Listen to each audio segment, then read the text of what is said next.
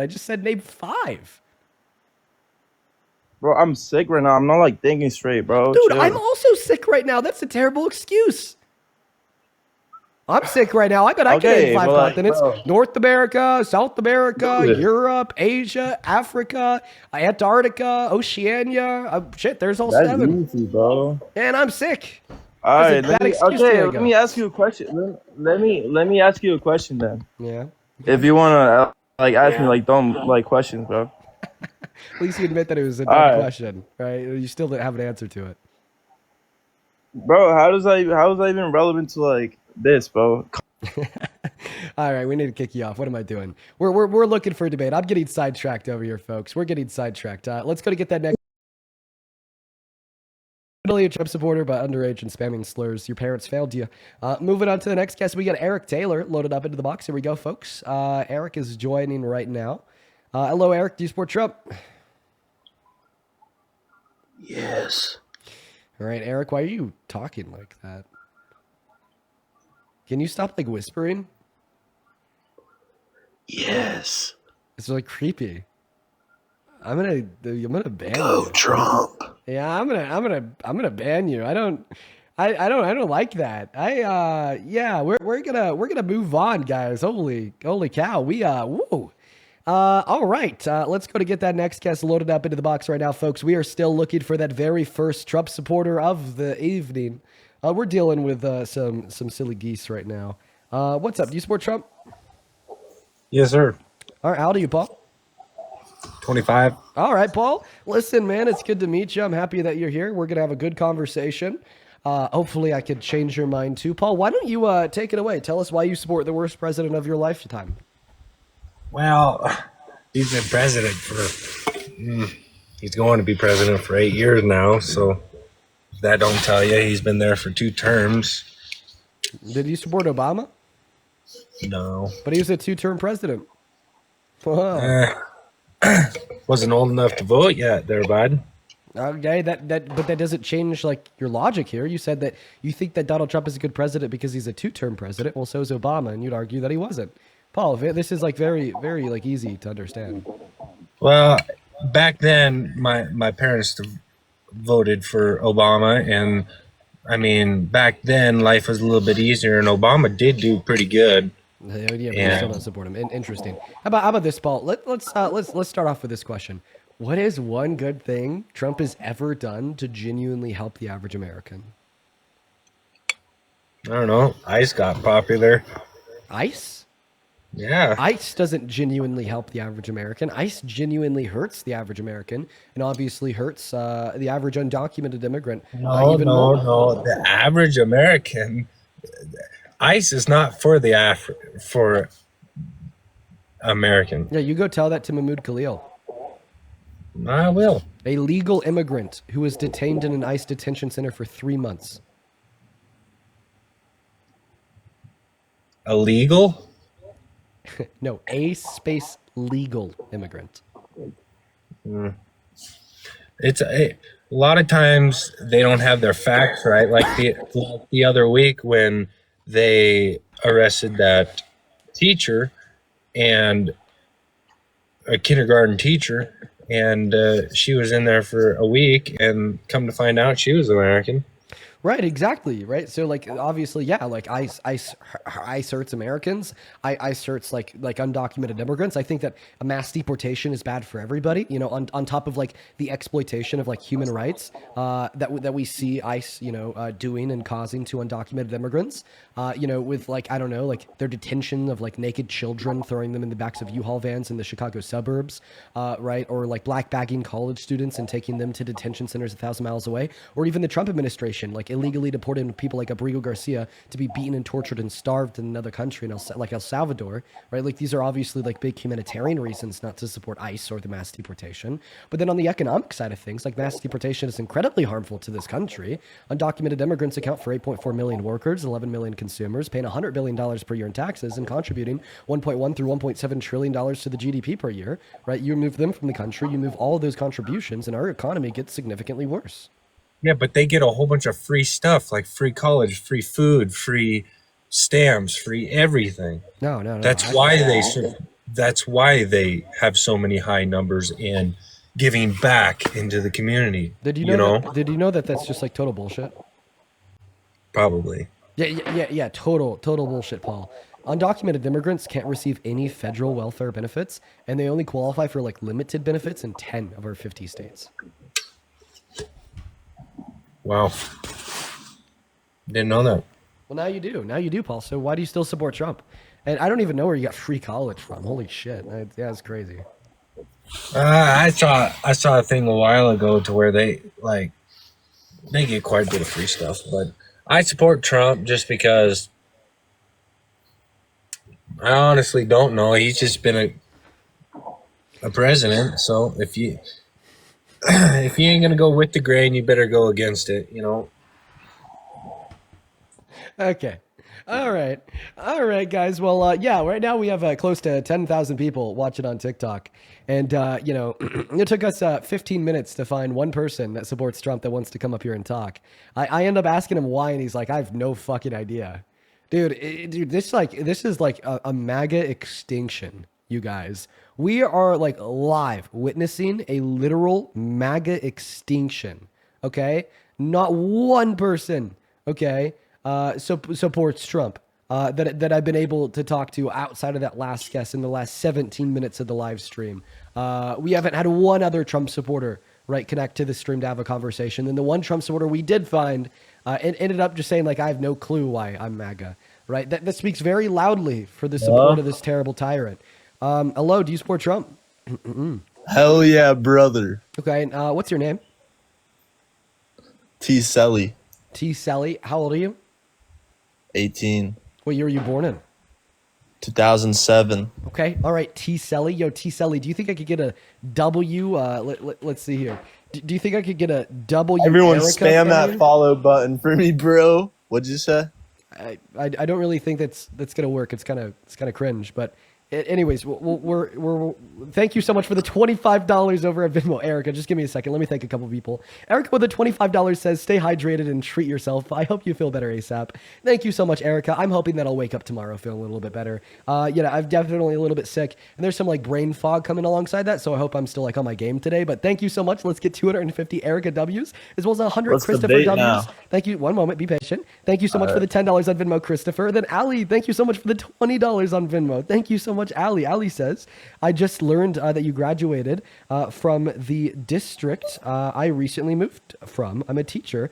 I have to tell you, I'm even more proud of you more proud of you to learn where you came from. Keep changing the world, Dean. Okay, so yeah, you came from D51. Yeah, we know that D51's a little bit rough, but thank you so much, Ali. You were awesome. Go ahead and take it away, T. Selly, I think your name was. Tell us why you support Trump. The tax cuts, overtime. Dude, the tax cuts. All right, the big beautiful bill. So why do you like the big beautiful bill? We work hard. We don't want to lose all our money. Okay, well, so according to the Center on Budget and Policy Priorities, the big beautiful bill actually effectively takes more money away from the average American than it gives them. What was that? According to the Center on Budget and Policy Priorities, they did a study on the big beautiful bill. It net reduces the purchasing power of the average American.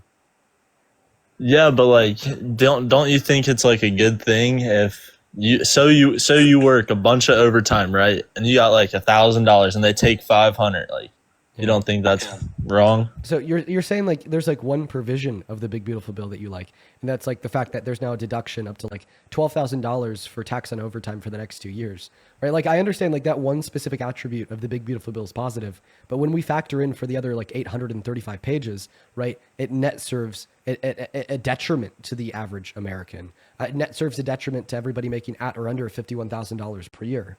And if you want like a further explanation, feel free to ask. Do you think the world's like a matrix?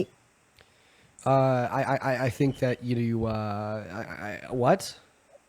Like, have you not seen the flying orb? No, I've not seen the flying orb. No, what? The world's a matrix. Like, Wait, I'm so sorry. What's going on? Right, I thought that you were just telling me that you're a Trump supporter because you like the big beautiful bill. Then I was like, the big beautiful bill is kind of shit for like reasons X, Y, and Z. And now you're asking me if I've seen the flying orb? Listen, bro, like I already got some mental like brain fog because I'm like sick and I'm whatnot. feeling like I don't Like, want to support Trump no more. You've really changed me. okay, I'm gonna kick you too. Why are the people being so fucking weird today? What's going on? I need a. Am I dehydrated? I need a. What's up, Liam? Do you support Trump? Hey, what's up? Yeah. You do? Yeah. Fantastic. I'm happy that you're here, and hopefully it could change your mind. Now, let me thank just a couple people before I pass the mic to you. Kathy, thank you so much for the $10 on Venmo, who says, I'm very sad that SCOTUS is reviewing gay marriage. Yeah, me too, Kathy. I'm hoping that they end up like rejecting taking the case, or they don't overturn it, which I think is a likely outcome. But I mean, politics in this country have been giving us like terrible, unlikely outcomes for the last 10 years. So, yeah, I don't know. I'm not keeping my hopes up. But thank you so much for the $10, Kathy, as well as Hannah. Thank you so much for the $10 on Venmo, who says you need some soup. Yeah, I'm definitely gonna be grabbing some soup once I'm done with the stream. Thank you so much, Kathy and Hannah. And then Tahila, thank you for the $6 on PayPal, and Kaylee, thank you so much for the $5 as well. Go ahead and take it away. Tell us why you support Trump, man. Yeah, that's maybe start with this big, beautiful bill that you're talking about, and maybe you'll educate me on some things here as well. So but you're a big fan of the Big Beautiful Bill? What I have seen from it, like from actually looking at it, like not reading it, but it seems like there are some good things in there, and I'm sure there's probably some bad things that I haven't seen. But like what I saw was what was just mentioned, tips and overtime, but also that people are always saying that like tax breaks are only in like the super high income brackets, but it lowers the effective tax rate like across a lot of income levels, like a couple of points. So I just like don't get that argument as well. So the Big Beautiful Bill lowers the effective tax rate for everyone. However, it does so disproportionately more the more money you make. And because of the cuts in the bill, although it lowers the effective tax rate of everybody, right, that lowering in the effective tax rate, right, is kind of undercut, right, by the cuts inside of the bill that, according to the Center on Budget and Policy Priorities, still yet reduce the overall purchasing power for the average American making at or under $51,000 per year. So back to your first point, the percentage wise, doesn't it go down about the same? Like most people lose a couple percent on their income. If you have $1,000, like 10% is more than someone that has $10, right? Like if you get a 10% break and you have $10, you get $1. You have a 10% break and you have $1,000, you get $100. Like, well, that's of course, why, it's going to I use impact the them word more. like, that's why I use the word disproportionately. But it's proportionate. No, it's not proportionate. According to the percentages are fair for everyone. It's not proportionate. According to the CBPP, for top 1% of earners, they're getting around like 3% back per year. Meanwhile, like an American making around like 60 to 70,000 is only getting around 1% back per year. And then once again, right, although there's like sub 1% tax relief for people making at or under 51,000 per year, that is outweighed and overwhelmed by the cuts in the bill to Medicaid, the rollbacks, the ACA subsidies that are increasing premiums for everybody else that is still on it, defunding of SNAP benefits, kicking 3 million people off over the course of the next 10 years, a defunding of like the clean energy IRA credits, rolling back clean energy production, which has created the expectation of higher energy prices for the average American household, sending them up by around $500 per year. And then once again, I know that I already said like rollbacks to who's eligible for Medicaid, but once again, right, it's expected to kick 10 million low-income Americans off of that, while also defunding the service as a whole by $900 billion. Right, so it's a very bad bill. It's a redistribution of the wealth from the poor to the rich. When you're only looking at the effective tax rate, sure, it technically helps everybody. When you factor in for the cuts, it only helps those making over $51,000 per year on average, and really hurts those making under that dollar amount. Yeah, okay, that's probably fair. I think I would say like the wealthy-ish, like if you make 50,000.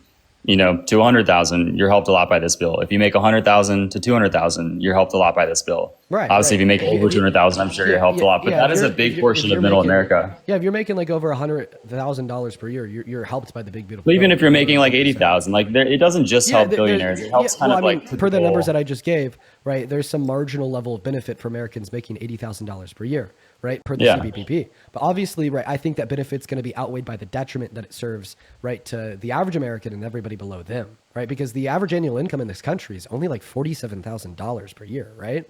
And I mean, like, think about this. Like, where's your income at, if you don't mind me asking? Above $50,000. Okay, so you're going to be served some marginal benefit. So if you had like two buttons in front of you, right? And the first button gave you some like marginal benefit in the sense of tax cuts, but also took healthcare away from 10 million low-income Americans, right? And then the second button, right, also gave you, right, some level of tax cuts. I wouldn't be able to tell you exactly what they were, right, because I haven't looked at projections on what Kamala Harris ran in a long time, but like didn't, right, cut healthcare away from 10 million low-income Americans. What button would you press? Can you help me understand how it takes away 10 million? It's the work requirement. I think you work said on the requirement and stream. cuts. So is it that you just have to be like trying to get a job, or you have to be like actively employed? You have to be actively employed if you're able to work. And so if you just can't find a job, you're also kicked off it. Like Yeah, if you're trying to find if a you're job, able to work and you don't have a job, you're kicked off. like a full-time job. No, it's 80 hours a month, so 20 hours a week, around halftime. Okay. I mean, I think that's that's fair that it's like going to impact that demographic, but there's a lot of middle plus, I would say, America that's like very well benefited. I think the like narrative that this is So like please this tell me. transfer into billionaires So please is a tell little me. bit. Please tell me. Would you hit that button? Right? Would you get like Oh, sorry, what was 1% back per year in taxes at the expense of 10 million low-income Americans losing access to healthcare? I mean, when you phrase it like that, no. Okay, so then you don't support the big beautiful bill. Well, I think that like there are other ways to solve. Like 10 million Americans aren't going to lose tomorrow. Like they have an But avenue. this is 10 million Stay low-income on it. Americans that are going to be losing it over the course of the next 10 years. Right? And I don't think that Medicaid should have a work requirement on it. I think that's evil. I don't think that we should be incentivizing employment with policy that saves lives. Yeah, I think like, saying 10,000 to 10 million people, like maybe, but there is a clear path. Like if you can work, or if you're able to work and you can work, you have a path to achieve that. Right. So you're saying the path that they could stay on is by getting a job if they're able to work. I don't think that they should have to get a job, right, to stay on Medicaid. I think that it's a well agreed on, right, consensus that essential social services should not have a work requirement on them. Right? Like, should you have to have a job in order to call the cops and have them show up at your door to report a crime? Are like arguably like no, right? You shouldn't have to have a job.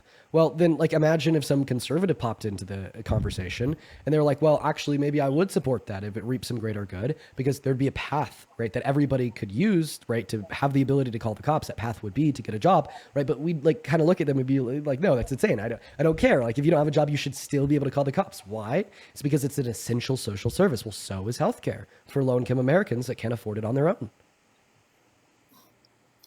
But the way that healthcare operates in our country, like, if you're in the UK and you want, surgery or something, you need to wait 6 months and then you go to some shitty hospital that, is going to botch it. Or if you want a prescription, your insurer says it's too expensive. I'm not entirely Like, sure when you if that- so- I'm not entirely sure if that's true, but we're not having a discussion about UK's healthcare system. We're having a conversation about America's medical system. But when you particularly socialize Medicaid. healthcare, like the quality drops. Like there needs to be, I mean, it's unfortunate, but like if you want good healthcare, it's going to be expensive. And if you just socialize the healthcare system, there's like a consequence to that as well. So I don't know that we should all the way go to like a free. So you're actually saying that we should, like, you're okay with the fact that 10 million people are going to be kicked off of Medicaid because you think that Medicaid is like bad. Well, I think it's important that they have a path to stay on it. So Okay, so like, so, they so should then so then you're have actually a- now have a backing path. off of this new argument that like you're okay with it because you think that socialized medicine is bad and like makes the quality of healthcare drop. And now you're going back to the argument, well, you're okay with the work requirement because it still yet gives a path to everybody because they could just simply get a job. Well, I've already disputed that argument. So right now you're kind of ping-ponging between two positions. The first position being that you're okay with the work requirement because there's still yet a path for able-bodied Americans, a path being they could get a job. I disputed that position by like kind of wrapping in the concept that, well, it saves lives, it's an essential social service, and like we all agree that essential social services should not have a work requirement on them. And then your second argument is, well, I don't think that we should socialize healthcare, right? So then we could obviously just go into the conversation of, well, you're basically saying that you just think that you're okay with 10 million people being cut off of Medicaid because you don't think we should have Medicaid, point blank, period, right? And you haven't affirmed or denied that sentiment. So which one is it, right? Yeah, I mean, with the current debt and the way things are going, like there needs to be cuts somewhere. Medicaid and social services are like a huge portion of spend. Right. So and you actually support cutting $900 billion off of Medicaid. Well, I don't know, man. The big beautiful bill as a whole costs $4.5 trillion over the course of the next 10 years, right? So I mean, if you're okay with 10 million low-income Americans losing access to Medicaid, so our government can save right $900 billion, then why aren't you okay right with all Americans losing access to the big beautiful bill, so we could save $4.5 trillion?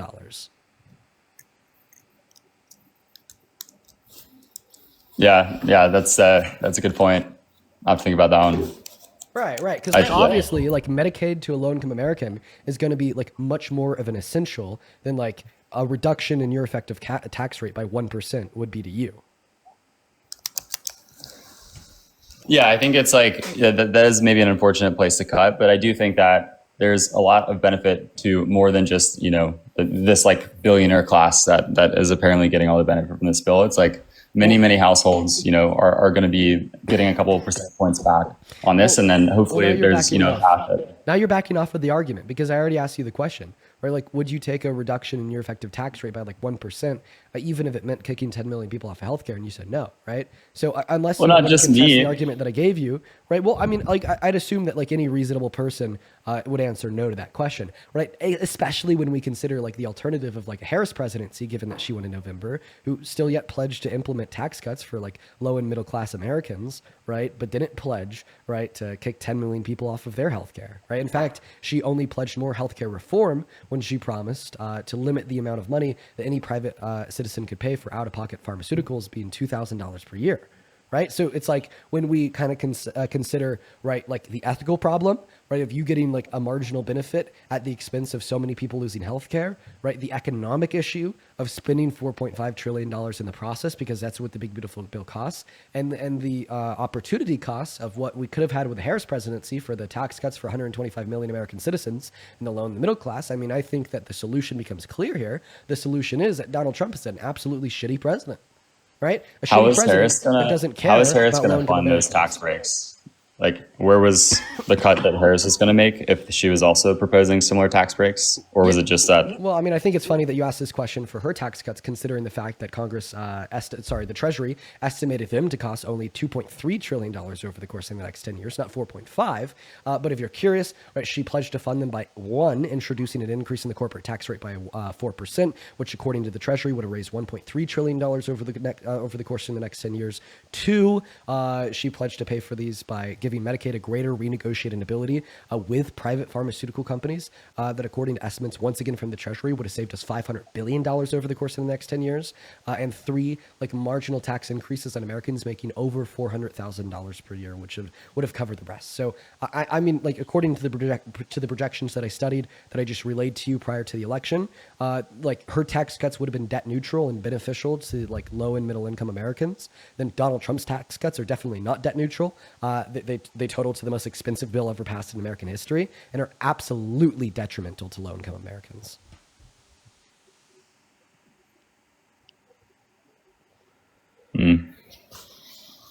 Okay.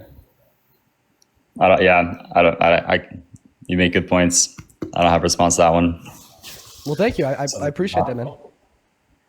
One other thing, can we move on to another topic? I mean, yeah, what else do you want to talk about? Yeah, one other thing is, I think, Trump's definitely good at like sort of, making things known and like the publicity. But I do think that the question that Parker asked on his other live to people is like, if you went back and voted for Trump or Harris, try to envision how like Harris would have reacted in sort of foreign policy situations like versus Trump in the last year or two. And I think, if I look at some of the big conflicts, Iran, Israel, Ukraine, obviously still somewhat open in a lot of ways. I mean, we could speculate out of our asses if you want to play that game, right? I don't know if it does us much good, right? But we can if you want. Well, I think in many of those, there's already been decisive. I mean, there's been the truce or the peace deal in Gaza and Israel recently, which I think Biden was part of, but I think Trump got over the line. Like 12 hours after it signed into law, and now Israel's back to passing policy in their parliament to illegally annex and ethnically cleanse the West Bank, going back to recutting off food, water, and trade routes to Gaza, and like flooding tunnels with people and then with cement. Right, we've already had a handful of like attempted peace agreements, attempted ceasefires that failed, including one at the end of the Biden-Harris administration. And so because this attempted ceasefire, this attempted peace agreement also failed, it just kind of goes down in history as like another unremarkable attempt that didn't do anything.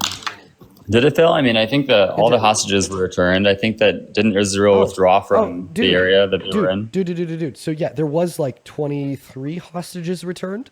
We had over 80 hostages returned in a ceasefire agreement at the end of the Biden-Harris administration. But I'm still saying that that failed because although the hostages were returned, 83 of them, right, Israel still continued on their warpath.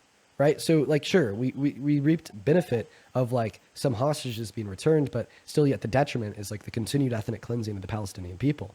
Right. And in the violation of that peace agreement. I think I saw that there was like an incident maybe yesterday or something, but I think the intention is that they try to honor this peace agreement still. Then they wouldn't be like pushing legislation in their parliament to annex the West Bank. Isn't that a separate part of the area than we're talking about Gaza? Wait, so you think the peace deal was just for Gaza? That was what I was you could focused tell on. me. And that's where the most of the bloodshed was. You could tell me, right? So they're going from killing Palestinians in one area of Palestine to like ethnically cleansing Palestinians in another part of Palestine. Wait, so I mean, even if what you're saying here is right, well, then it just seems like a total like gimmick, right? To try to get the world back on Israel's side, right? They've been slaughtering, ethnically cleansing so many people in Gaza, right? And then but not on the West we've Bank, seen, like, right? There's things sentiment. happening in both places. One moment, like a growing sentiment, right, of being anti-Israel, right, in the youth of this country and on the global stage, right? So you're telling me that they faked a ceasefire agreement just so they could then pivot to the ethnic cleansing of the West Bank? Like, I'm not saying the ceasefire. Like, I think that you're wrong, but even if you were right, this is still atrocious. I'm not saying that the ceasefire changed the government of Israel's views. I'm just saying that every day, thousands of people were dying, and then a ceasefire came through, and now, almost no one's dying in that area. Very few people are dying now in Gaza. So the scale of destruction was much greater in the area where the ceasefire just made, some results come to fruition. And, I'm not defending any actions that are happening in West Bank, but there's a lot less bloodshed, which is a good thing in Gaza than there was prior to the peace agreement. And I think that's sort of how I measure results first, is that stop, bombing and losing lives. And then let's focus on sort of these, more inappropriate policies of Israel second. But well, I mean, I'm not sure that what you're saying is true, right? Because of the continued reports of people dying in Gaza, and I mean the Israeli government continuing to push for legislation to annex illegally the West Bank, right? It's not over, right? People are still dying. People were dying thousands and thousands a day, and now there was like one isolated incident. I mean, did anyone die? I don't have like a microscope on Gaza, yes, much less than people it was are a month continuing ago. to die, and I mean, like even with like the legislation that I pointed out that they pushed through their parliament to annex the West Bank, do you think that the Palestinians living in the West Bank are just going to roll over and let that happen to them? No, they're gonna fucking fight for their land, right? There's still gonna be like more continued bloodshed right in the West Bank. Right? Like, not to mention that even on the global stage, not only do we see continued bloodshed in Gaza, not only do we see continued bloodshed in the West Bank, not only do we see everything else that I just mentioned, right? But then also because of Donald Trump's foreign affairs in relationship to like Russia and Ukraine, right? Russia's been killing the most Ukrainians proportionately month by month that they have since the beginning of their invasion by dropping the most bombs, right? Due to Donald Trump relinquishing international pressure on the country. Yeah, I mean, one thing at a time, though. I think first, it was important to make a deal that was focused on or that had results in Gaza. And then I think you're right, there are other things that would need to be done to continue to make sure that stands. That peace agreement, quote unquote, no longer stands. Like, I mean, it was violated, meaning it was terminated. That's like the end of that conversation.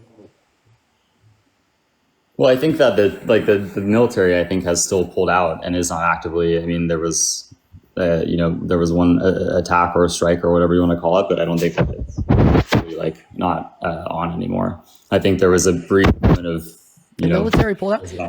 Wait, Israel like passed legislation to annex Gaza, like the totality of it. Like they've already annexed like 80%. They're going for 100%, right? And like plus, right? Like how could you say that there's no more bloodshed in Gaza, considering the fact, right, that one of the worst things we've seen out of Gaza is like babies fucking starving to death because they don't have access to clean water or food, right? And then we got the news less than 48 hours after that peace agreement was signed into law, quote unquote, that Israel then went back off to re-restricting food, water, and trade routes. Right? What happens when you restrict those food, water, and trade routes? Yeah, obviously people need food and water. I mean, Right. There's a lot less people dying from the numbers that I've seen now than there were previously, which I think is a good thing. You know, there were many thousands of people Do you think that's dying. Trump's fault? So I think that Trump had a big part in pushing that deal over the line. That I think one released some of the remaining hostages. But we've already clarified that deal doesn't matter because it was violated. No, I think a lot of the deals, I mean, still seems to be on, right? Like the Israeli army is not as far. Sorry, it's just a binary. It's just like it's a zero. It's just a 1 or a 0. Okay, it's been violated since they've killed Palestinians and they're recutting off those food, water, and trade routes. That is a violation of the deal, meaning that deal as stopped. Right? It's not that complicated. Right? It's an if then conditional statement. If deal violated, then deal terminated. Right, and that. No, but I think it is a little bit more perpetual violations of that deal by Israel towards Gaza. And I mean, I could continue to repeat this, and I could continue to give the same examples, and you could continue to give the same response, but it just doesn't really seem like we're really going anywhere. Yeah, totally fair. I mean, look, I think that there's still a chance. Like, I think all of the months and years and effort that went into making that deal and the framework of that deal, hopefully they can still get back on, you know, perfect terms with it and start to abide it. I think it's not great that it's been wavering, but time will tell. I mean, if you just like drew up a chart. So there was an airstrike in Gaza on October 29th that killed over 100 people, including 46 children. Yeah, I think that's the incident that I was also referencing. That was not great. But so do like 100 people and 46 children like typically die right during a peace agreement? No, but if you look at the scale of destruction Right. prior, that type of stuff was happening Right. like way too often. And now we're talking about one really sad event versus, you know, that was the news 10 times a day for, Well, I mean, you know, but like, for how long? But maybe what it seems like is if what you're arguing here is that Israel's like ramped down, right, their onslaught of Palestinian individuals. Yeah, Point and I number think one, Trump- exactly. I think Trump had a big part in that. onslaught. Point number one, any onslaught of the Palestinian individuals is one too many, right? And then point number two, I don't think that Donald Trump had a big part in that. Not at all. Not at all. I think that other countries had a big part in that, right? Like Germany, right? Banning the sale of arms to Israel. Like Canada and Australia recognizing Palestinian statehood. Like global sentiment being anti-Israel. The fact that 71% of Democrats at or under the age of 50 no longer support them. The fact that 50% of Republicans at or under the age of 50 no longer support them. I think that's maybe what has a big part of that and causing that. Not Trump. Not the guy that's called Bibi a war hero. Not the guy that says Israel will always be your best friend. Not the guy that says I'm going to be pro-Israel no matter what, right? Like, it's just pathetic to suggest that the guy who had a press conference with Netanyahu not even 4 months ago saying that he would love to personally send the American military into Gaza to quote unquote finish the job and ethnically cleanse the over 2 million Palestinians that remain living on the Gaza Strip to Jordan and Egypt, so then they could then bulldoze it all and build a Riviera to give to Netanyahu, is going to be the one responsible for that. Like you just have like blurred lens of this American imperialistic centered view of what's going on in Israel and Gaza right now, because you've fallen for the propaganda from Sleepy Don that he actually gives a shit when he's told you explicitly in the past that he doesn't, right? And what is actually likely responsible for a reduction in the amounts of onslaught that we see on behest of Israel directed towards the Palestinian people would fall on states like Canada, Germany, Australia, other countries in the EU, and a global anti-Israeli sentiment. You talk really fast. I'm trying to catch all that. I mean, look, there's other countries involved, yes, but the way I look at it is just like pretty black and white. You know, I don't know the exact number, but it seemed to me like 5,000 people, 1,000 people, 10,000 people or something were dying every day. I'm so sorry. You're repeating yourself. I've already responded to this. Yeah. No, I think maybe Right? we're just like on The different. fact that different you're repeating perspectives. yourself is why we've had close to 2,000 people leave since you started this, right? Because you just continue to repeat yourself. You're like, oh, the fact that we've seen a reduction in killing, right, is like really good, and that means that we should all praise Trump. Dude, can you please go over like the 4 or 5 very specific points that I gave already in response to that, including but not limited to, right? The fact that we even have like the 100 people that died, including the 46 children, and an airstrike from Israel not even a week ago, right, demonstrates that ceasefire has been violated, right? And right, what is more likely responsible, right, for Israel slowing down their onslaught of the Palestinians, right, is going to be like members of the global community, right, and including the countries that are already listed off, right, like pushing an anti-Israeli sentiment by cutting off arms or recognizing Palestinian statehood, right? Not the fool, right, Mr. Trump, who did a press conference with Netanyahu not even 4 months ago, saying that once again he'd personally send our own military in to finish the ethnic cleansing on the Gaza Strip. So how do you think Harris would have handled it differently? Put more pressure on Israel to stop it earlier, or I'm so sorry. I'm going to need you to either give a cogent rebuttal to that point, or I'm going to move on. Right. Wait, sorry, which I'm, point? I'm not going to allow you just to pivot right after, right. I've been able to give like a cogent defense for the position that you're incorrect, and assuming that Donald Trump is responsible for diminishment of the onslaught of the Palestinian people at the hands of the state of Israel. No, I think those are great points. I mean, yeah, I don't have a response because I think you're right on, on most of those, right? Like, those are great points. I think he has, I think you've convinced me, like, he's been part of it, right? Maybe he's not been everything. But I think it's unfair to give him no credit. But I think those are great points. Well, I don't give him any credit. I mean, no credit? Yeah, I don't give him any credit. No. Jennifer. Like, so you think he should have just done like nothing, or you just like don't think he was important at all? Okay, that's fair. Maybe I'd give him a little bit of credit if he kept consistent messaging. Okay. Right, but Okay. now that you've recognized that those are great points, I'm actually going to move on to the next guest now. You take care. Only hop inside of that queue if you happen to be an American adult that supports Trump as president. We'll happily get you loaded up in here. Only join in the queue if you are an American adult that supports Trump as president. We got the next guest loading in right now. Sarah, thank you so much for the $10 over on PayPal. Thank you so much. And then Sarah with another $10. Thank you so much, Sarah, for the 20. Sarah says we spend more money on healthcare than any other country with universal healthcare, and we have the worst outcomes. Yeah, Sarah, I think that we need universal healthcare. I think that's an obvious. And like, hopefully that's something that the Democratic Party, right, starts pushing for, like in the near American future. I'd also like to thank Siri. Thank you so much for the $5 over on PayPal. Thank you so much. And Maximilian, thank you so much for the $60 over on PayPal. I really appreciate you for that love. Let's get 600 Maximilian W's down below in that comment section while we're looking for that next guest to bring up on live to have a conversation right now. Maximilian with a $60 says, Dean, you're out here turning Magateers into renewable energy. Every word you drop makes a red hat combust. Keep educating these quote clowns till they realize quote unquote patriot isn't spelled P-A-W-N. You're the cure, brother. From the fuck the Oompa Loompa. Maximilian, I fucking love you, bro. Show some love to Maximilian down below that chat. I appreciate you not just for the $60, for the incredibly kind message. You're awesome. Thank you so much. Show some love to Maximilian. You're sick. You're sick, bro. If you're watching and you want to support me, you can find my Venmo, my PayPal, and the link tree in my bio on TikTok. Or the Paybasters on that YouTube stream. What's going on? Are you Maga? Got 5 seconds to respond, Mr. Scott. All right. Scott's not here. We're going to move on to the next guest. We got Henry loading up. We actually got Elena joining. Yo, and what? We get Elena joining? Holy shit. Okay. I obviously can't raise my voice. I mean, you just heard it completely go out. Here, give me 1 second, Helena. Give me 1 second. Hi. Sarah, thank you so much for the $200 donation over on Venmo. Sarah, thank you so much for the love. I'm so sorry. I'm like, oh, I need to keep my cool here so I don't hurt my vocal cords even more. But Sarah, that is so fucking kind of you. Thank you. Thank you so much for the love. Please, please, please, please, please show some love to Sarah down below in the comment section. That is like completely unreal. Thank you so much. Sarah with the $200 says, do something kind for yourself on me. Dude, thank you so much, Sarah. I'll have to take my girlfriend out to a dinner with that money. Thank you. Thank you, thank you, thank you. I want everybody watching to show some love. Seriously, please show some love to Sarah in the TikTok chat and the YouTube chat. I do not deserve that at all, and that is so incredibly kind of you. All the love to you, Sarah. Show some love to Sarah down below.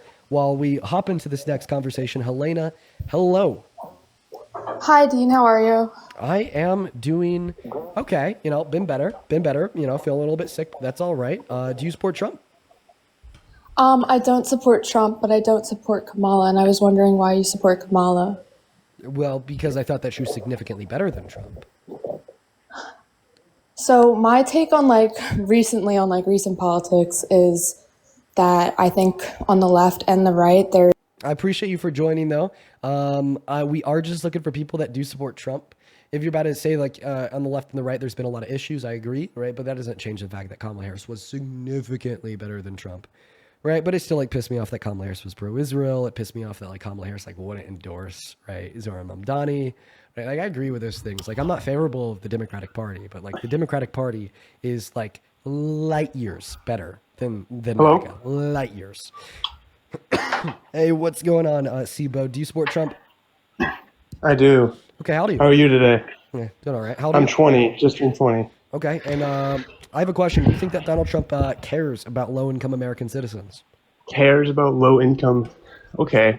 That wasn't really the topic that I was thinking about going into, but I haven't really researched a lot about it. But I think he does. I think he's trying to bring back manufacturing into the United States, trying to increase jobs. And so I think that takes a lot of people out of low income. Oh my God, getting I'm those dying. jobs. I'm fucking dying over here. Okay, yeah, point number one. We just got the worst jobs report since 2003. Last Okay, month, 153,000 people lost their jobs. Point Okay. number two, you said that you think he cares about low-income Americans. So why the hell did a court have to force him twice to feed 42 million starving American citizens that lost access to their food stamps because of the government shutdown? I think there's just a lot of argument about the government shutdown just because of I don't know a lot about it, but I think it's leverage for the Democrats, and I think that Trump's just trying to basically shut down those SNAP benefits just to have them vote for the government to be back in. Right, so And I don't think it's so, good. So then you're I think- arguing I that think- Donald Trump. sorry. So, but this argument, right, loudly implies that Donald Trump doesn't care about low-income Americans, since you are literally stating that you think he views 42 million starving Americans, right, including 13 million American children, as nothing more than leverage. I think both are using it as leverage. And that's what I was just about to say. I think it's wrong on both sides, just because we're playing with a lot of people's lives. No, the reason And why I the think- Democrats don't want to reopen the government, right, is to prevent the Republicans from playing with the lives of so many, to fund ACA subsidies so Medicaid premiums don't go up by 75%. Okay? Matter of fact, the Republicans control the White House, the Senate, and the House of Representatives.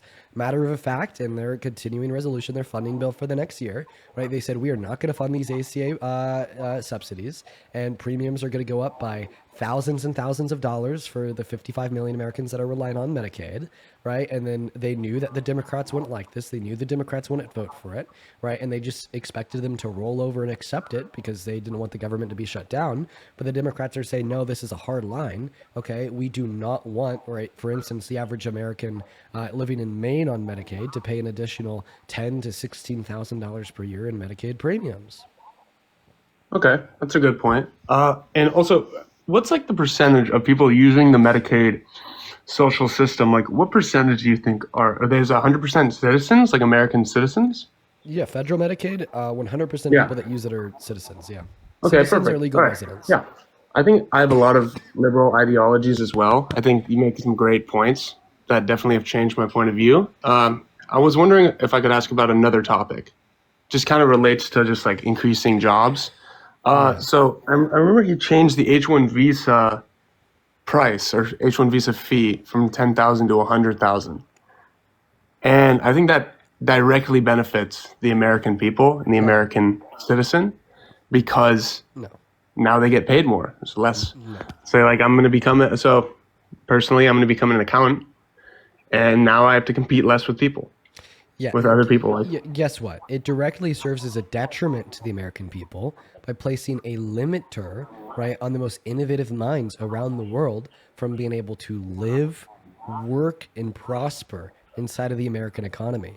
Okay, when we have, right, high skilled laborers come into America on H-1B visas to work for American companies, right, not only do they contribute to American innovation, right, not only do they contribute to the American society by working, making money, and paying taxes here, living here, but they also contribute to American society by sending their kids to American universities, by moving here full time, right? And when everybody on one of those H-1B visas is a high skilled worker, because that's who the visas are for, right, limiting the ability and the capacity for the greatest and brightest minds around the world to come to America on one, right, is incredibly detrimental to the country as a whole, because now we're forcefully limiting the potential prosperity of the American economy by ensuring that we don't have the best and the brightest minds that we could, by ensuring that we don't have these high income earners that are high skilled, paying taxes and sending their kids to college here, and ensuring that the smartest minds on this in this globe, right, are not moving to America and starting their businesses here.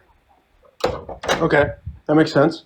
One, they get hired from a company, so not starting a business off of an H-1 visa. Yeah, but what and happens? two- What happens is they'll move here. Sorry, on can an I H-1B finish, visa. please? Can I finish? I just wanted to clarify that point. It'll take 5 No, seconds. but like, all What right, happens is they'll clarify. come here to work on an H-1B visa, then they'll end up moving here full time. Like that happens Okay. a lot. And they're working for somebody. They're not starting a business because that's not what H-1 visa is. Do you work for the same company your whole life? Sorry, but they're coming here to work for a business. Yeah, Let's say they do start one. Let's say they do start one. It creates the potentiality for them to move to America full time, apply for residency or citizenship, and then ultimately turn around and use the skills that they already know or Okay. from working for an American company All to right. start their own. Okay, one, doesn't limit the very innovative minds to coming here because you can still go. If there's someone that's super valuable, a company can still pay for them to get a visa here. And that's what we're seeing with Google and AI. I don't know what the contract was, but it was like someone paid $50 million for one person for AI. So there's still innovative minds, but also if you look at it as a citizenship, like an American citizen perspective, now it is harder for me to get a job because we're not opening the floodgates, but we're inviting other people from around the world to obtain those jobs. I'm not saying it's bad. I'm saying if you have a very innovative mind, you can still come here because their fee is like there's still a fee. Like they're not blocking it off completely.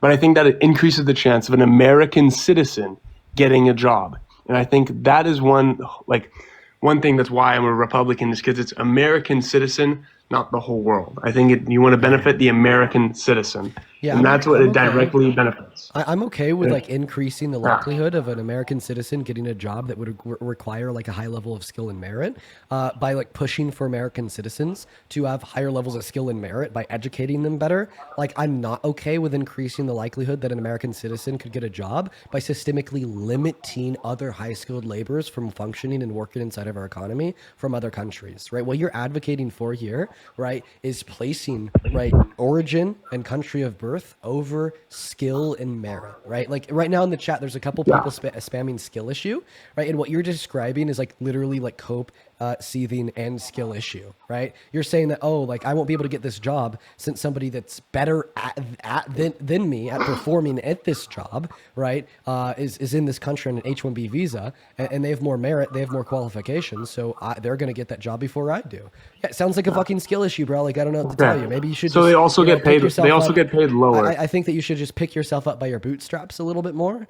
I think that maybe what you need to do is just go back to school, maybe get that bachelor's compared to that associate's. Maybe go intern at a firm in the industry for a little while, and make yourself a more qualified candidate. So ultimately, maybe you'll get hired over the immigrant on a H-1B visa, right, man? I think that's right, the ambition that needs to exist inside of you, right? Not a call to systemically limit the potential success and prosperity of the American economy by declining to invite the best and the brightest minds around the world to work in it,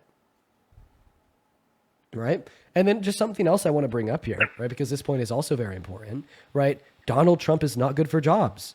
We have gotten the worst job reports we have, and like close to or over 20 years under second administration so far. Point number one, according to the Federal Reserve, private fixed investment into American manufacturing has been plummeting since his inauguration. Point number two, we literally just got the worst jobs report we have since 2003. 153,000 Americans were laid off last month. And point number three, unemployment continues to rise and GDP growth continues to fall compared to where it was at last year under Biden. right? Okay. All right. Can I go back to H1 visa? Because I just want to counter that. So why do the people on the H1 visas get paid lower than an American citizen would in that same field? Can you give me a source for Like that? statistically, like a source? All right, I'll look one up right now. And I know.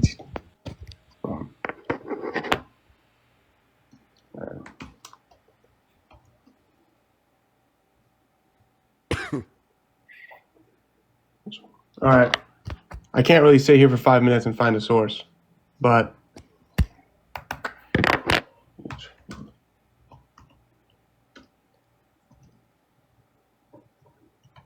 Okay. yeah. But I think my whole argument still is, I think that he's prioritizing the American citizen over someone that is not an American citizen. No, I think that needs. he's not. He's not prioritizing the American citizen. Okay, like what American citizens, right? Is he prioritizing? Is he prioritizing the average American? Absolutely fucking not. According to the Center on Budget and Policy Priorities, he's taking their purchasing power away and is reducing it with a big beautiful bill. Is he prioritizing low-income Americans? Absolutely fucking not. He just refused to feed 42 million starving Americans and violated a court order that ordered him to for 4 days before the court told him he'd be punished if he didn't follow it tomorrow. Then he begrudgingly agreed to feed the 42 million starving Americans, and he took healthcare away from 10 million of them too. Is he like prioritizing like what American citizens here is he prioritizing? Related to the H-1B visa. Oh, okay. about. So you think Okay. that you like somewhat have an argument when it comes to the H-1B visas, even though I've already been able to absolutely dispute and debunk that shit. I know, your whole Because thing was a H-1B skill visas issue. actually makes the country as a whole better off because it allows the best and the brightest minds from all around the world to be working inside of the American economy, contributing to the economy, right? And then ultimately introducing the potentiality of them living in this country in the long term, starting their own business here, or sending their kids to school here, right? But then when we consider, like the various other things, right, all of a sudden it only becomes even more clear that I'm right and only more clear that you're wrong. Like literally what you're asking me to do here is you're asking me to take like chess pieces off of the chessboard, right? By arguing, right, that you think that you might have a little bit of an argument about the H-1B visas, or even though I've already been able to dispute it. Okay, well now consider everything else that the Trump administration is doing too. Right? You can't just act like those things don't exist because they do. Right? You can't just act like he's actively giving the middle finger, right, to hundreds of millions of American citizens because he is. You can't just act like he's not destroying the economy, right? Because he is. GDP growth down, inflation up, unemployment up. Most layoffs last month in a single month job report since 2003. Business investment down. Right? You can't just act like he's not also bad for the economy because of his mass deportation, right? According to the American Immigration Council, that's going to cost the economy. And if we deport all the undocumented immigrants, our GDP would fall by 1.1 through 1.7 trillion dollars per year. Right? Like, where do we go from here? I think the only way the only direction we could go in from here, right, is you just conceding that you're wrong. Unless you could give, right, like a seemingly cogent sound counter rebuttal. By the way, I've invited you here around 10 times to turn back on your microphone. To unmute, just click on your profile picture, then click on the icon on the mic. But I'm going to send you another invitation here right now. I just sent you another invitation. There you go. Perfect. Okay, sorry. This was that was the first one. Sorry. All right. I think you make great points. I think I definitely have changed my point of view for a little bit just because of what you've said. Also, again, I'm not like a professional debater, but you have definitely made some great points. Another thing, this might be a little bit off topic, but I think I would lean right. I have a good amount of ideologies on the left and right, but I think the reason why I lean right is because I want to incentivize hard work, and I think that I want to incentivize like a skill, you want to incentivize a skill, like building skills and being valuable to the system. And I think without that, like incentivizing that, you go in history, you look at Cuba, you look at the USSR, you look at Venezuela, like we're taking incentivizing skill out of the equation. And then that's what you get. You get starving citizens. So I think that's why I lean right. I was just wondering to prevent starving citizens? No, incentivizing hard work. That's what I Incentivizing said. hard work? Yeah. The right does not incentivize hard work. Right? The right doesn't incentivize skill. Right? For the most part when compared to the left. Well, I mean, yeah. Why don't you turn around and go to the average university in this country? You'll find that the professors there that are actively teaching their students skill are, for the most part, on the left. You'll find that the institutions as a whole lean left. You'll find that the more educated an American is, the more they lean left. And you'll also find, right, that it is the left who supports giving low-income Americans what they need in order to have some level of sustainability, like Section 8, like food stamps, like Medicaid, not Medicaid, like not Medicare, but like Medicaid, so on and so forth, right? So they're better able to focus on developing those skills instead of having to work like 70 hours a week just to make ends meet, or like advocating for the minimum wage to be raised, right? You know, like when you have a minimum wage, I think I said minimum raise. When you have a minimum wage that's like literally $8 an hour, well, all of a sudden, right, you can't spend your time developing a skill, because instead you have to spend your time like working your fucking ass off at a minimum wage job, right, just to make ends meet. But then the Democrats are like, hey, let's like bump that minimum wage. Let's, you know, give you a little bit of assistance for your housing. Let's give you a little bit of assistance for food. Let's make sure that you're covered if you break your arm and you want to go to a hospital, right? So then we're promoting an environment where the average American and the average low-income American has more economic mobility, which would be equivalent to a greater ability to be able to grow and scale one's own income, thereby an increased ability to grow and scale one's own skill and/or education. Okay. So, like, an example, like, let's say, like, under Gavin Newsom, like, what he's done, he's trying to, like, what you've said, like, kind of put in place, like, okay, we're going to make it so, like, people can have, like, a foundation and can build skills under that foundation, which I agree with. But how has that turned out with, like, the homelessness in California? Because now he's putting the foundation. He's giving people systems and social benefits to build skills and to be valuable to the U.S. and to make, now that's in, you can increase your increase your net worth, increase your revenue.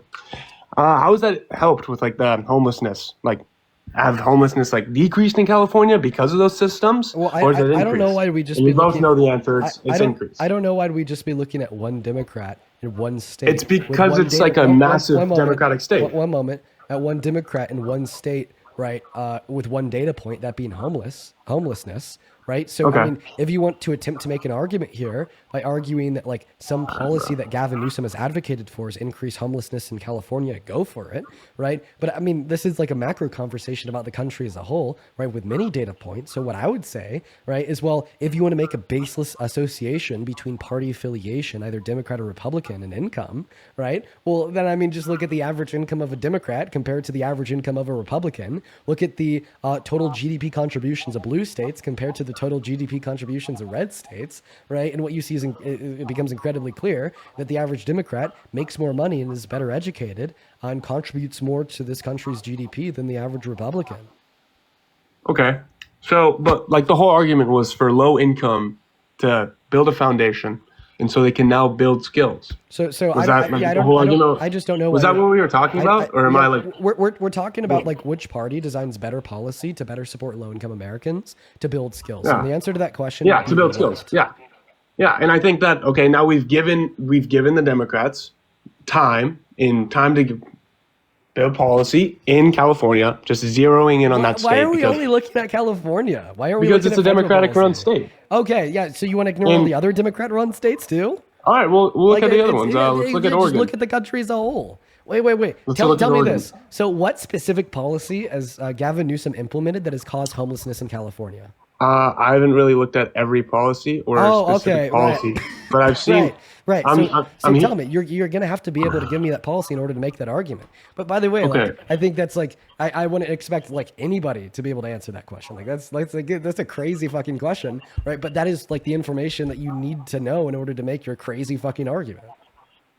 I don't think it's that crazy. I think my argument's just, if you can now, let's increase the minimum wage. So then tell me the policy that Gavin Newsom passed that caused more homelessness in California. Okay, caused more homelessness? Yeah. I don't think I've said it causes more homelessness. I'm just saying, why isn't it decreased? Like, we've given a lot of time for the Democrats to decrease homelessness and build a foundation, and so everyone can prosper. But why isn't that the case? Okay. Like I'm asking you, like, So you're why isn't asking that me the why case? is homelessness in California not gone down? Yeah, because Okay, why are you it's trying to shift the burden on me? No, you're the one that's arguing that Democrats' policy causes homelessness. So you're gonna have to specifically tell me which ones. Go ahead and unmute.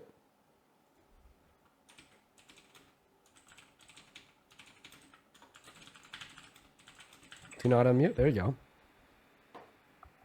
Oh, also all right, perfect. homelessness. Am I back? Yeah, homelessness dropped 4% in Los Angeles County from last year. And by the way, this is also like a huge fucking shift. No, you're just zeroing in on a city. Like Wait, what the fuck? You're zeroing in on Just one zero- state with one fucking man.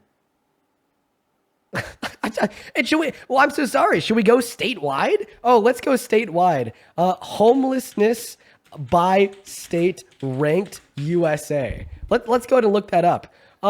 States with the largest homelessness population. Let's see here. Wow. It looks like let's state by ranked per capita. I'm gonna do per capita, but no, go ahead. And also tell me how this relates to why you support Trump.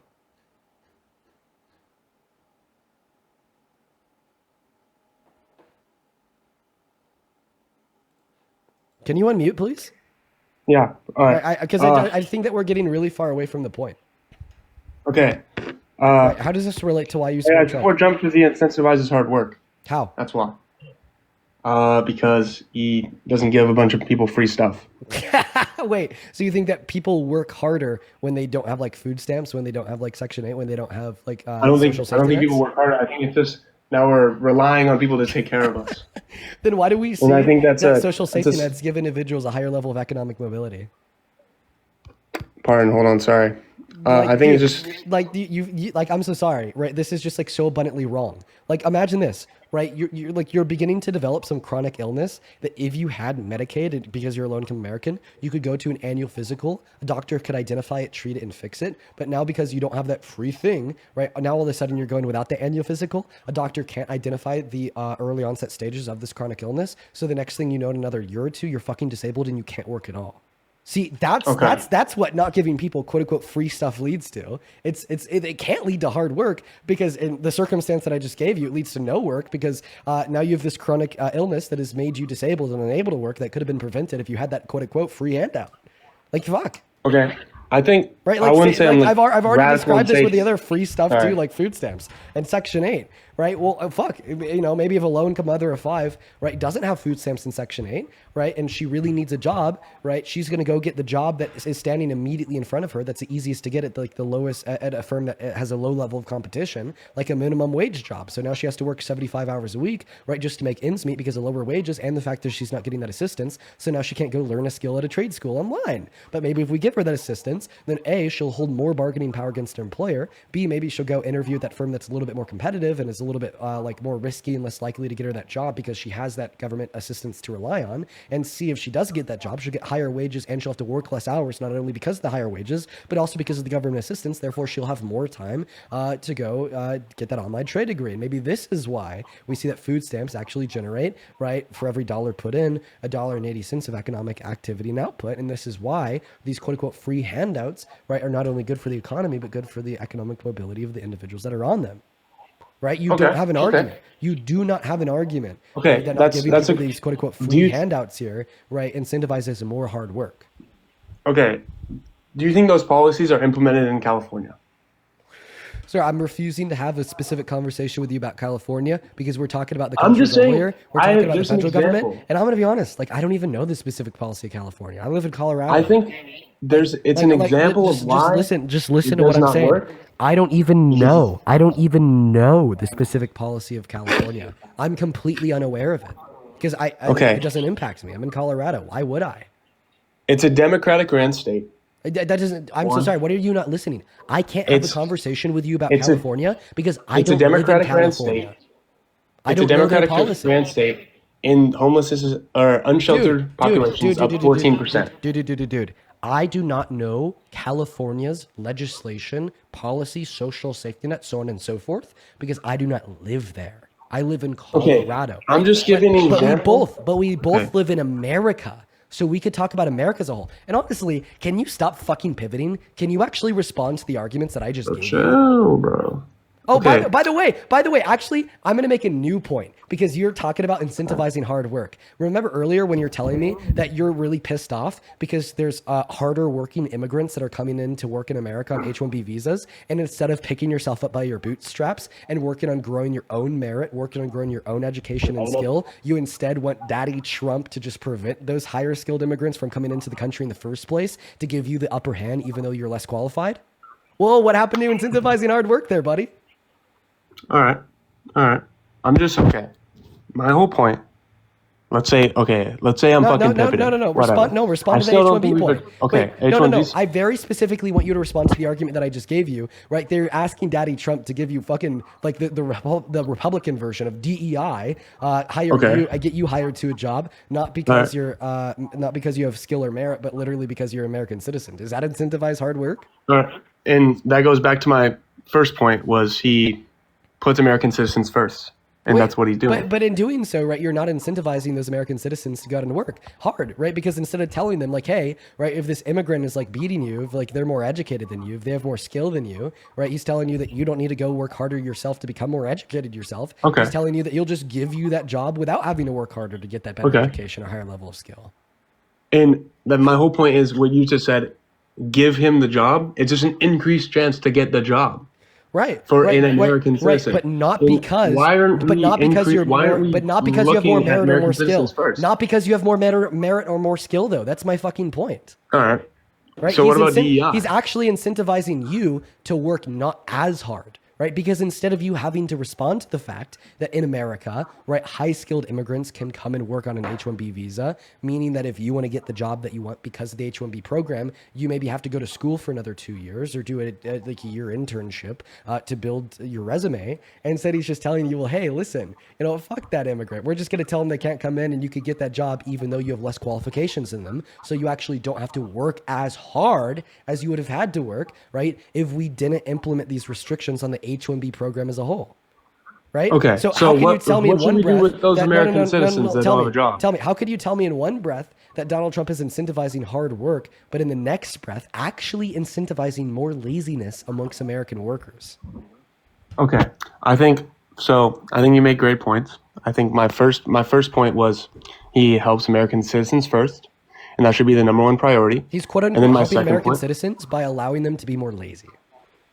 He's not really allowing them to be more lazy. Yeah, because I would he's say you telling you still that you have don't to have to get go your out and work as CPA hard. to be an accountant. You still have to get your, I don't know what it's called, but you still have to be a welder. You still have to be an electrician. But you don't But have to now, be as good of there's an less people accountant. applying for a You don't have job. to be as good of an electrician. You don't have to be as good of a welder in order to get that job, incentivizing you to not be as good in the first place. Okay.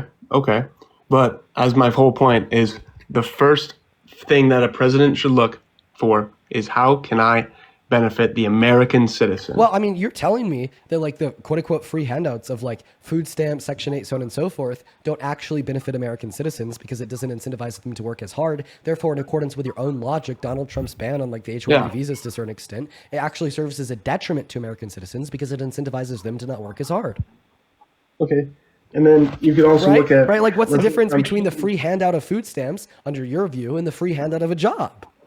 Okay, Like, answer so that. What's the difference? which state What's has the most difference? social systems? From your perspective of like silly one-dimensional MAGA logic, what is the difference between the government saying Which state- here's free food stamps and Donald Trump saying, oh, here's a free job that you could have even though you're not as qualified because we're going to prevent the immigrant on the H-1B visa from getting it first? What's the difference? Don't pivot. Don't pivot. Okay, the difference of okay. I think yes, those two statements are contradicting each other, They are. but I think that I am saying that because it is contradicting each other. But I think that as a president, you should look at America first, and then now I have 300 million American citizens. I know it's more. 300 million American citizens. Now within this, how can I increase productivity within my country? If you think the president should look after citizens first, then why do you support Trump considering the fact that a court had to force him 2 times in order to look after the 42 million American citizens that have been starving because of the government shutdown and food stamps losing their funding? And then Donald Trump's response of saying that I'm actually not going to fucking help you. Okay. So why is the government shut down in the first place? Like, why did the Democrats not let SNAP benefits happen in the first place? Who controls the House? Why'd Who they controls vote the that Senate? out? And who controls Because the White House? that's usually like how it goes, right? Like the side that shuts the country down is the side that shuts the country down. Am I wrong? Like the Democrats did it first. Like we wouldn't be here in the first place if it wasn't for the Democrats. What makes you say that? Because then they shut it down. Like they voted for it to be shut down.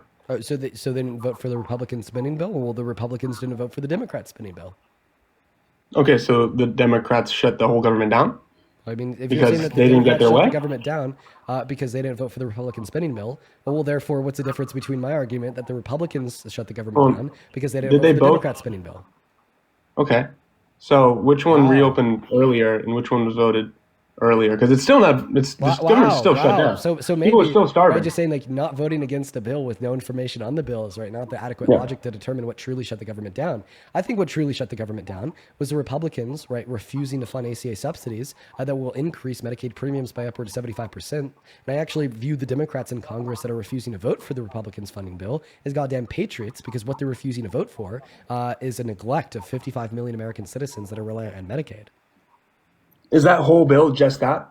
There's nothing else in the bill. Like nothing else related to No, there's like all- giving there's all illegal the other immigrants funding Medicare. for- Like there's nothing in that that says like relates to okay, Oh, so okay, yeah, we're gonna give so now. that's the one and only reason why the Democrats have refused to vote for the Republicans funding bill. Yes, It's because they don't want Medicare or an increase in No, Medicare. it's because they don't want the average family in Maine on Medicaid, right, to have to spend an additional $16,000 per year in premiums. Yeah, Okay. right. That's their patriotic duty. Okay. And so we're gonna make people starve because we don't want that to happen. Right. No, the Republicans are going to make people starve by presenting Bro, unruly, you terrible can- okay, cuts, sorry. right, to Medicaid, right, that will increase premiums by like tens of thousands of dollars per year for like 55 million Americans, right, and refusing to rule out, introducing the subsidies that would prevent that. And those premiums would just be for like the below $50,000 a year, right? Like low income.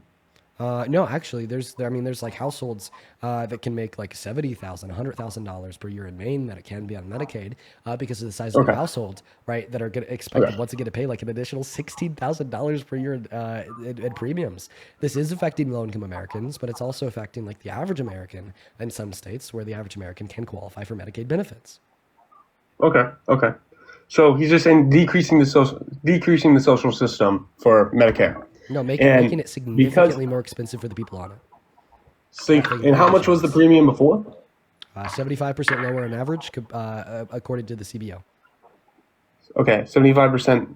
Okay, and this isn't per how much you make, right? It's just 75% like for throughout. It's going to be like There's on no average, difference? yeah. It's going to be on Okay, average. on average.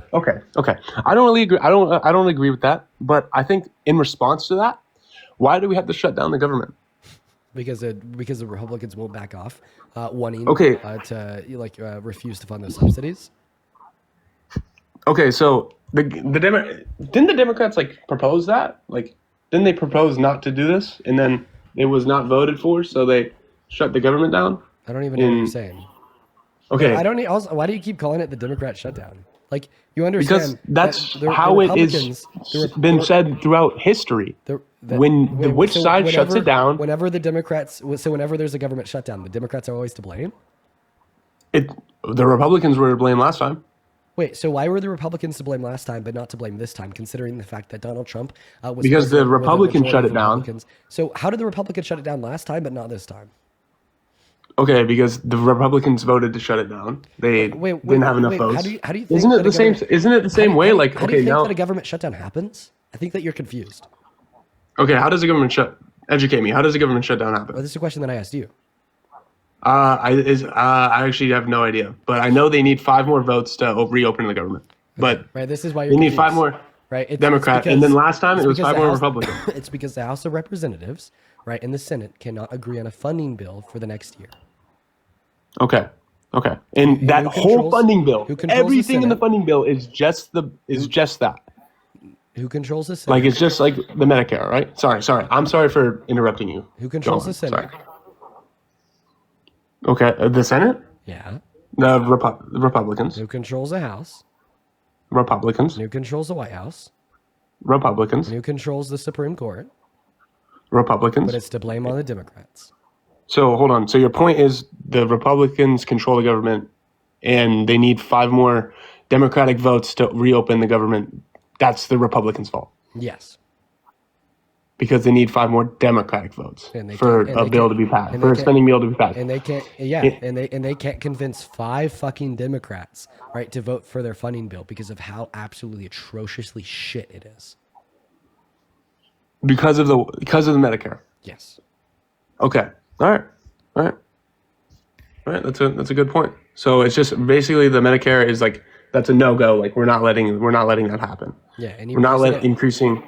Any reasonable person, right, can agree that we should absolutely hold a red line to the notion of defunding ACA credits and increasing premiums by thousands and thousands and thousands of dollars for 55 million Americans on Medicaid. Okay, that's a great point. I agree with you on that. We can both agree on that. Okay, perfect. All right.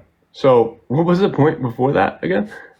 Yeah, that's what you were saying. That the Republicans incentivize hard work, and then I explained because like the Democrats give free handouts, and then I actually brought up how like food stamps, Section 8, Medicaid, Medicare, so on and so forth, actually incentivize hard work. And then I brought up the state that has the most social systems has a 14% increase in homelessness, and that's somehow like pivoting somehow. So how do you know that the rate of homelessness wouldn't be higher if they didn't have those systems? How would I know? Because if you look at another state, perfect. We'll look at another state. We'll look at another state that doesn't have these systems. We'll look at Texas.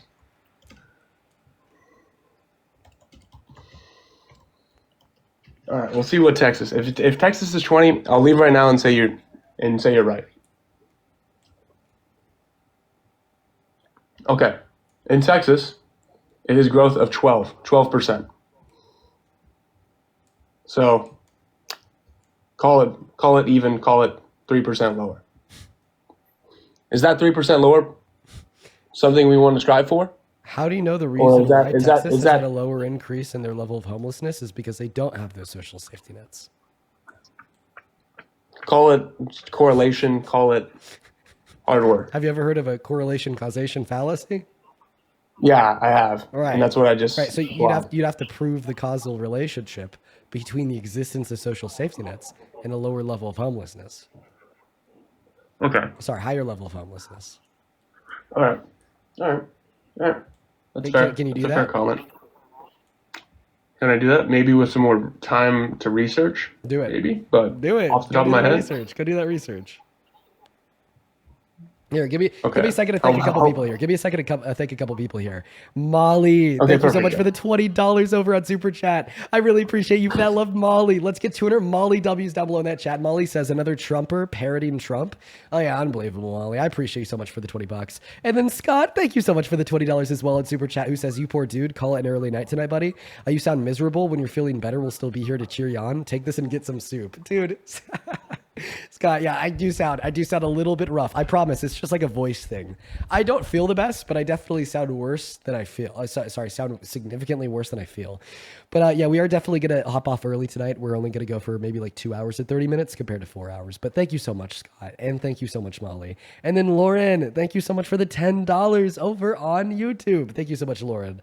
While this guy's doing his research, we're gonna go to get another Trump supporter loaded up into the box right now. Unless you just like want to come back at a later date, it's up to you. Hold on, sorry. I'm doing a little bit more. Sorry. Yeah, do you want to do that research now, or do you want to just come back at a later date? I don't know. Maybe he's just doing that research now. We'll let him do whatever the hell he wants to. What's going on? Do you support Trump, Mo Queen? Hello. Hi. Oh my God, my hero. I appreciate you so much for the love. Thank you for your kindness. I'm going to go and assume that because you view me as your quote-unquote hero that you do not support Trump. But you're based. You take care now. Moving on to the next guest. And Mofi, thank you so much for the $10 over on Venmo. Thank you so much. Mofi with the $10 says, does this guy even realize how hard it is to get hired by companies that sponsor H-1B visas? Less than 1% of U.S. employers even sponsor them, and then even then you have to be exceptionally qualified to be chosen over a U.S. citizen. Yup. right? And like, why do we want to deny entry to the labor force for like exceptionally qualified individuals? What's up, Henry? Do you support Trump? Henry. I do. I'm a hard right MAGA. Ew, gross. Yeah. Ew, super gross. How old are Yo, you? hello. Can you hear me? Yeah, I could hear you. How old are you?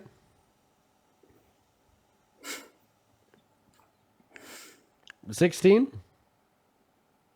Okay, I'm cutting out real bad. Okay, you were cutting out. How old are you? This hard right MAGA motherfucker has 18. terrible August MAGA 5th, Wi-Fi. 2007. And what's your social security number? I'm just kidding. I think that your connection is a little bit too bad to No, my MAGA Wi-Fi is great, buddy. This is because of my quote unquote MAGA Wi-Fi is great. We only heard that because of how bad it is. I kicked you like 30 seconds ago. What's going on in the makings by Swan? Do you support Trump? Swan is not here. Goodbye. Guys, go to let me know if you're MAGA down below in that chat. I'll happily pull you up for a conversation, folks. Back over to Venmo. Lisa, thank you so much for the $10 over on Venmo. Thank you, Lisa. And Lucy, thank you for the $20 on Venmo. Let's get to it. Lucy W's. Lucy says, keep doing what you're doing. Thank you so much, Lucy. And then Pot, thank you for the $6 and the 66 cents. Taylor, thank you so much for the $5. And Roberto, thank you so much for the $10. And Roberto, I just read your message. That is awesome, man. Thank you so much for killing it. Show some love to Roberto for the 10. And then Jenna, thank you for the $10 as well, who says, hope you feel better. Thank you, Jenna. And then Rachel, thank you for the $5 as well. What's up? Do you support Trump? Hello? Dude, why are we only finding bots? Okay, can the MAGA droid top out? Like, we're only looking to talk to, like, people, right? Like, what? They're just a bunch of bots, bro. Moving on to the next guest. Yo, then over on PayPal, holy shit, Harold, thank you for the 50, and Sean, thank you so much for the $50 as well. Holy shit, dude, show some love to Mr. Sean and Mr. Harold down below in that chat. I'm dying over here. Holy shit. Do y'all hear me? I fucking sound terrible. Thank you guys so much. Thank you. Seriously, you two. Thank you guys so much for your kindness.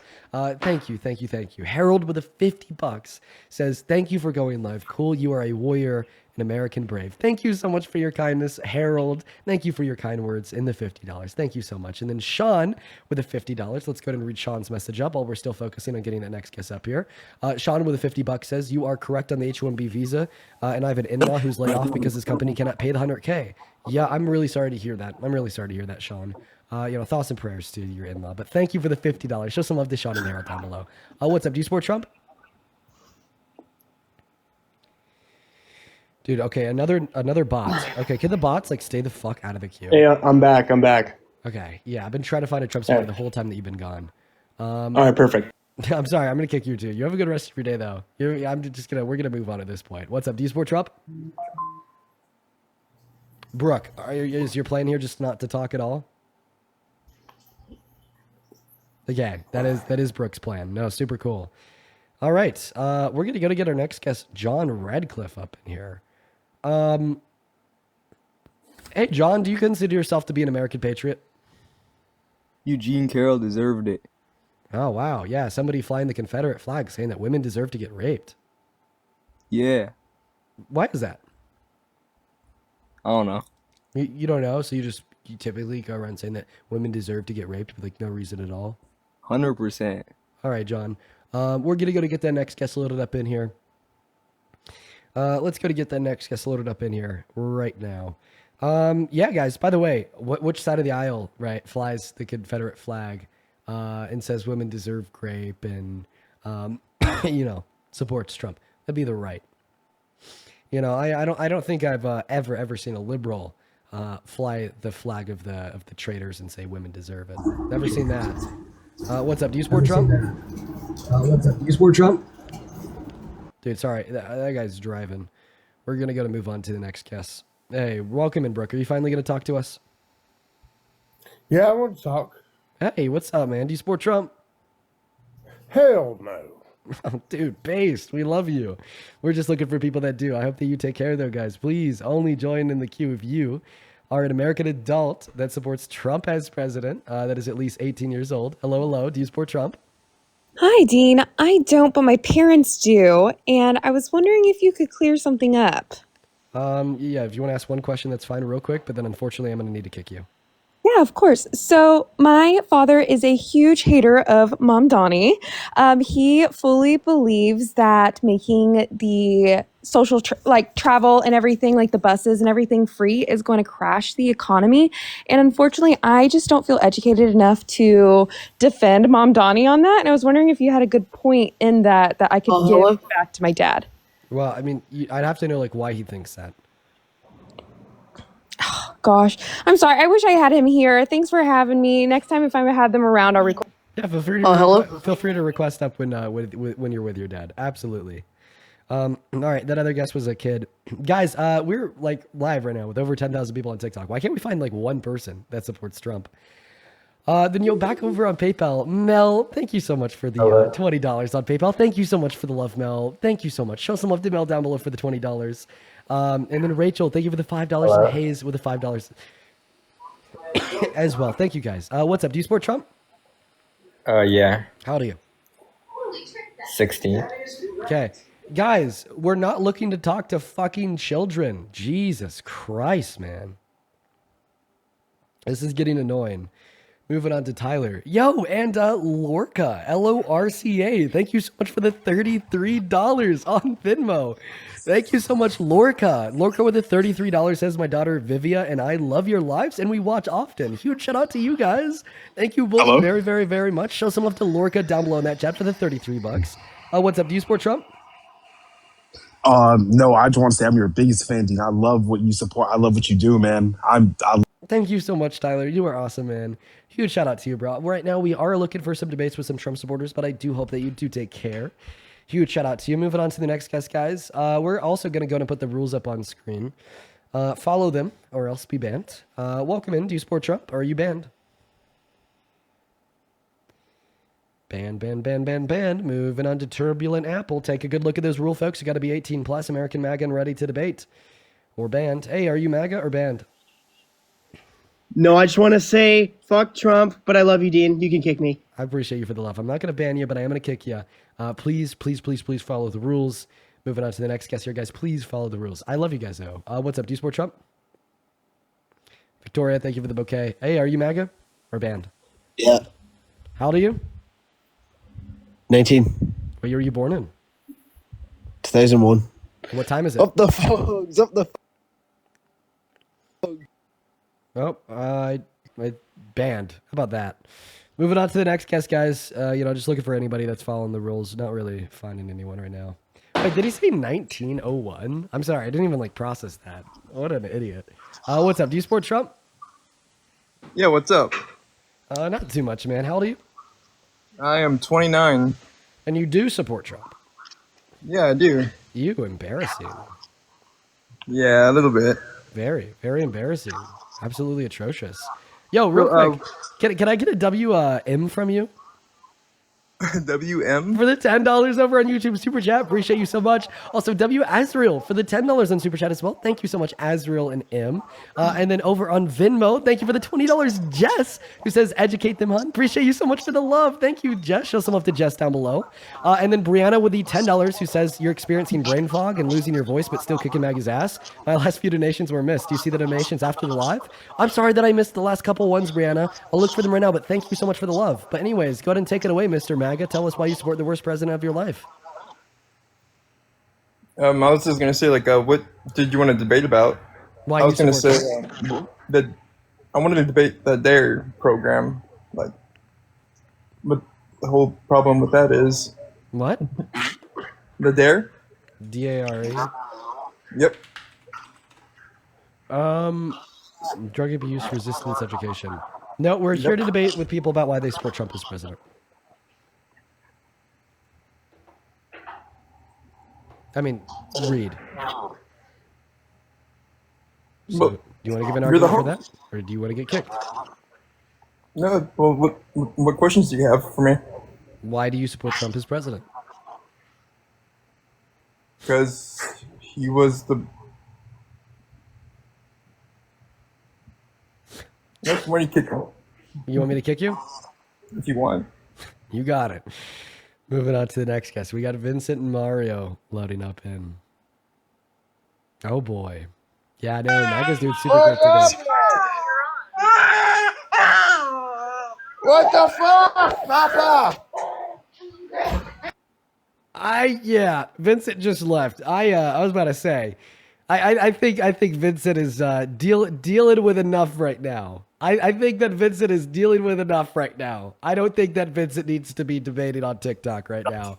I hope everything's going all right over there. Hello, do you support Trump? I do. Ew, why? Well, I don't know. It seems like he's a common sense president, like What's common boy's sense? a boy, girl's a girl. Wow. You should be hired on your merit, not your skin color. Oh. You should lock the door at night and not let any and everybody just in your yard and your house. Oh shit. Yeah, Yeah. cook 'em. Anything else? Yeah, the country was basically destroyed when they had the Global Free Trade Act and all the companies moved off the border so they could avoid paying taxes and tariffs. And then the, place went to hell. You know what I'm saying? People that had 3-4 generations in a mill and a manufacturing facility don't have nothing anymore and, got poor. And meanwhile, China was enslaving their people and making tennis shoes and selling it to us at a good price, and he's bringing back the manufacturing, just in what, since he's been president, he's got more investment back in the United States than Biden did his whole presidency. You know what I'm saying? Oh shit, I can't even laugh. I'm sorry. Oh no, because I lost my voice, I can't even laugh. I'm sorry. That's so fucking funny because of dude, I'm dying. I sounded like super weird right there. I'm sorry. I just had to laugh at that because that is like so fucking false. Oh my God. Did you just say that Trump has gotten more investment back into this country? Yeah, he's got people building. Compared to Biden was the paying people to entirety, build. compared to the entirety of the Biden-Harris administration. Here, one second. Yeah. Let me pull something up here. I'm gonna call it owned.png. Perfect. Let's go ahead and switch that out for a picture over here and then throw it up on TikTok Live. Do you know what this is a graph of? No, let me tell you. No. Yeah, this would be investment into American manufacturing. All right, you could find this yourself by going on Google, typing in Fred investment into American manufacturing. Okay, and what you will see is that it was a booming, booming under the totality of the Biden-Harris administration. And the day Donald Trump won the election and walked into office, it has been going down. Yeah, I mean, common sense would tell you Biden was paying people to build chip manufacturing facilities, and other people are now paying their own money to build chip manufacturing facilities. There's something else I forgot to tell you about this graph, buddy, because I knew you'd make that response, and I just wanted to own you again, okay? Right? But that actually was private investment. I forgot to tell you that part, and I did so intentionally. I'm sorry. Right? The title of this graph on Fred's website is Real Private Fixed Investment into American Manufacturing. So this is not government subsidies. This is not the government building these facilities or giving the money to the companies to do it themselves. This is only private investment. Again, I just think common sense, I seen Biden on TV saying we're paying these people, we're giving these, because he was, subsidiaries for people to build, which is our money. Oh no, you're stuck on. And then Trump's on TV every other day, like, oh, this person's investing, buddy. You got companies that have been building facilities in other countries that are now building facilities here, buddy. Like that's common sense. This is specifically private investment. I just explained this to you. You pulled up I know, you made that graph a half hour ago. Like that don't mean nothing to me. Like I said, that's why I gave you the dude. On the news. No. I'm so sorry. Data from the U.S. Economic Bureau that's ran by Donald Trump's own appointees, by the way, definitely trumps the common sense of a deluded 50-year-old. Cole Parter, woke is back. Woke is so back. We're Yeah, gonna clear in the I midterms because disagree. of this shit. Of course you I disagree with the disagree. facts. Of course, Yeah. just like Trump, right? It's 30,000 lies, disagreed with the 2020 election, right? Disagreed with the other facts, saying that windmills cause cancer, they kill whales too. Like, what the fuck? Saying that coal's clean. Oh, you disagree with the facts, bro. Get woke or go broke. All right? Okay. All right? You're I know a coping. man is You're a coping man so and a girl hard. is a girl. Oh, I know shit. someone should Oh, be no. someone should Oh, be no. hired on their merit, not their skin color. Oh, That's fuck. racism. Oh, shit. Okay, yes. Yes, no, I love this, okay? When the woke mob proves you wrong with facts, right, you start talking about trans people and black people. Is there anything new, or do you guys all No, use I'm the not. same old I'm not. talking points? I'm talking about people. Just today in the news, I seen a lady saying she was getting dressed in the gym, turned around and staring at a penis. She'd rather not. Okay. What happened to women's rights? I actually have a question for you. So imagine that there was a man, like you or me, right, that walked into a woman's dressing room, right, to look at the women while they were naked inside of that space. What should happen to that man? He should be asked to leave. And if he doesn't leave? He should be arrested for indecent exposure. Right, so a man walks into a woman's private dressing room, barges in there unconsensually, specifically to look at the naked women and naked girls because he's a perv. Should that man go to jail? Mm-hmm. Yeah. And if that man ran for president, would you ever support him? I don't know. It depends on his policies. Wait, what happened to women's rights? That's I'm just that's the quoting thing you. too. Like Wait. I'm just quoting you. What happened to women's rights, dude? Now all of a sudden you don't care about men walking in to perv on naked women. Completely for women's rights. Right. Like so then, therefore, if like a man is like sexually about exploited. policy. Wait. So therefore, because you're No one completely is for innocent women's up rights. there. Wait, because you complete what? Yeah, I mean, you got Biden on TV fondling girls. Wait. People all the time grabbing them by their chest and their back and their face. Wait. I'm talking policies. So if Biden was guilty of sexual exploitation, I wouldn't support him. Would you stop supporting Trump if he was guilty of sexual exploitation? No, I don't know. I'm voting on policies. Okay, so you can't Like, you can't it don't make that same matter claim. who- So who I could say right, if a president sexually exploited little girls, I would never support that president. Can you say the same thing? I believe they all have, to be honest. Yeah, you're not answering. That's my why question. there is no Epstein list, because Listen, they're all on it. You're not answering my question, man. If a president has sexually exploited naked underage girls, I would stop supporting them. Can you say the same?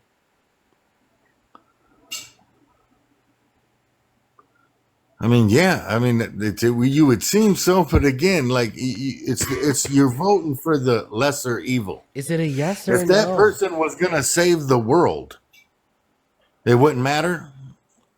Oh, what if they're not going to save the world? What if they're not? Yeah, gonna, then definitely what if they're no. not going to fucking save the world? What if they're Definitely not going to save the no. world? Then also, at like that point, I don't think that like a rapist is capable of saving the world. Yeah, I think we're like off topic. I was talking about why I supported Trump. I'm talking policies. I'm talking about a wall at the border. I'm talking about being hired for your merit, not your skin color. I'm talking about keeping the biological male and females in their own dressing rooms. Wait. Can we talk about that real quick? Right? Can we talk about the whole being hired on merit, not your skin color? Do you think that's something the Democrats did? I don't know. I don't care. I just think it's right. Okay. Well, what is? I Donald don't think Trump- you should be hired because, if you work for me, I don't care what you look like. If I don't like the way you smell, Well, actually, I should be so able to fire you. Donald Trump's DEI rollbacks are ensuring that more people will be hired on their skin color compared to their merits, right? Because like DEI, right, it doesn't value skin color more than merits, right? It just simply values ensuring that like when a federal entity is hiring somebody, right, they're not disregarding their application because of their race. Because historically speaking, like for instance, BIPOC and Black individuals, right, have been systemically disadvantaged when applying for a job, even if they possess the same qualifications as a counterpart also applying for that job, given that they're not BIPOC. right? So like DEI protections, right, don't just apply to like protecting marginalized groups, right, in the application process for a position, ensuring that they're evaluated on the basis of their merit instead of having their application denied because of their race. But it also applies to many other things. And right, like you wouldn't be able to point towards like anything specific that Donald Trump has done, right, to prevent somebody from being hired because of their race compared to their merit. Because that's just like bullshit rhetoric. That's not true. Yeah, he didn't do away with the DIY thing. The whole No, he didn't do away the with whole, the DIY thing. No. he didn't sign the thing. Saying be hired for your merit, not your skin color. No, he didn't sign. Like any- you don't didn't got to sign go anything through. that said that. You got federal. You got to get federal funds. You got to have so many black people, so many Mexican people. No, you don't. Can't be all white. No, he rolled back an executive order from Biden. I read that executive order on live like two weeks ago. All it said is that they want to ensure that federal entities aren't like refusing to hire a black person because they're black. And like they just want better opportunity for everybody, regardless of their race, predicated on their merit for these positions. Yeah, but no, he didn't roll back the whole DIY thing. By the way, I have a question. Do you agree with like traditionalism? Do you think the men should go out and work and the women should stay at home, cook and clean, and raise the kids? I mean that's between every man and every woman if that's what they want. My wife can do it. She can stay at home. She can not stay at home. She can work. It don't matter. I think it helps the family maybe, when you got a mother that stays at home and provides, caring and, the traditional roles. Whoa, but I yes, don't think it's mandatory. And I don't push that on nobody else. That's like, if you want to do whatever you want to do, but don't leave me out of it. I ain't trying to sign no bills. I'm not trying to bake you a cake, throw you a parade. Do what you do. I do what I do. You know what I'm saying? I believe in that. Okay. But that's why I got a problem with my taxes going to house people that jump the fence and come over here illegally. The fact that you would pay a coyote illegally to come over here right there is a judge of character. It's not a good character. You should have stayed in line and for everyone else. Michigan.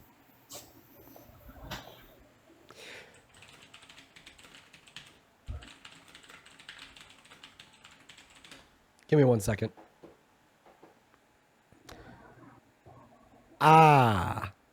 Did you know that not a single dollar that you pay in taxes as a resident of Michigan, right, either on the federal or state level, goes to housing undocumented immigrants? Yeah, I don't believe that. It is true. I pay federal taxes, federal money. Yeah, on the they federal were level. giving illegal immigrants green cards, green dot cards with $3,000 on them. That's bullshit. That was funneled through some nonprofit that was tax money. Do you know what the Personal Work Order and Responsibility Act is? No, have you ever had an illegal immigrant break into your house? No, so I haven't had an undocumented immigrant break into my house. Have you? Okay. Yeah, you had one steal your job? I haven't had an undocumented immigrant take my job. We'll talk about that in a second. I want to go back to what I was saying. So you said that you didn't know what the Personal Work Order and Responsibility Act is. So that was a bill passed in 1996 that strictly prevents the federal government from being able to use federal funding, right, and to spend on welfare benefits for non-residents or non-citizens like undocumented immigrants. Okay, there's like 4 or 5 laws on the books that strictly limit and prevent the federal government from spending their money in those places, right? So whenever that's you why hear they a claim, give these nonprofits millions of dollars, and then the nonprofits go down there and hand out green dot cards. Okay, so you're saying that the federal government gave the money to nonprofits, and then nonprofits gave it to the undocumented immigrants. Okay, prove it. Yeah. I'm not. I didn't come with proof. I just tell you why I support Trump. Of course, you didn't come with proof because, you're a member of a cult. No, I think Trump's weird. I don't totally agree with him at all as a person. Like personally, I think he's weird. Well, he's much more than weird. He's adjudicated a rapist. All the policies. I'm all done. I was before I even heard of Trump's name. I was for these policies. Oh, you agree with all the policies? Name 3 of them. But I have since I've been on here. I've been close the border. Close the border. Everyone's got to get vetted. It comes through. No. Closing the border. Close border. That's build the wall. listen. Drill, drill, drill. Okay, I believe in American oil. Okay. Okay. You know what I'm saying? So do you signing think, an executive order that a man is a man and a woman is a woman, do you think defined that by biology, what their genitalia is? Yeah. Okay. Well, we'll get around to that. Do you think that Biden was bad for American oil? Yeah, as far as I know, first thing he did was close down Alaska and a bunch of other drilling, fracking. Oh, it's bad for the environment. Yeah, so is being broke and having no energy. That's bad for the environment too. So then why did this country produce the most oil it has ever, including more than under Trump in his first term? I won't believe under that for a second, because you can pull up whatever graph you want. I was paying $4 at the pump. Now I'm paying $2. Well, that's you because figure that out. I'll make figure that it out. make sense. I'll make it make sense. It's because although, according to the Energy Information Administration, we produce the most oil we ever have as a country under the Biden administration, right? There's still yet a total lower level of global supply of oil because we stopped buying Russian oil because of sanctions on them because of their invasion of Ukraine, and OPEC reduced their output by 10%. Okay, right? Like, just stop thinking like so one-dimensionally here. Try to use your brain, right? It is a fact according to the energy and according to the energy. According to the energy admin. Oh my God. Sorry, I'm sick and I have a stutter. It's usually not as pronounced. It's really pronounced today for whatever reason. According to the Energy Information Administration, as I already pointed out, the most oil ever produced in any given month under Trump in his first term was 12.9 million barrels of oil per day in December of 2019. The Biden-Harris administration produced more than that from July of 2023 until the end of their administration. Yeah, see, I don't know. Maybe my cable's different, but I seen right on the news. Soon as he was elected, he quit fracking because it's bad for the environment. He shut down the Alaskan oil because it's bad. Gas prices were high the whole time he was in office. Right before the election, he starts using the reserves, and prices go down $1. Yeah, but and that wasn't it. And crude oil, I just seen on the TV the other day. So the reason 50 gallon drum oil is down to $60. I remember when Biden it was $90. God, dude, you're saying once again that the reason why the price of gas was more expensive under Biden, right, was because he produced less oil, right? You have no source for that. You shithead. Yeah. You fucking I got the source of the gas station. Bro, I pump gas every single day. Do you think that oil is just a domestic market? That's why do you think that oil is just a domestic market? Inflation. Do you think that oil is just Do you think that oil is just a domestic market? No, but when you dig it out the ground and when you buy it costs more oh my when you buy it. No, it actually costs less to import it. Fun fact. Yeah. Right? Yeah. And I the don't reason believe that. Oh my God. Oh my God. Well, everyone would be important. I'm gonna have a heart attack. No one would be drilling it. If it wasn't more money to be drilling it, no one would be drilling it. I need to fucking calm down.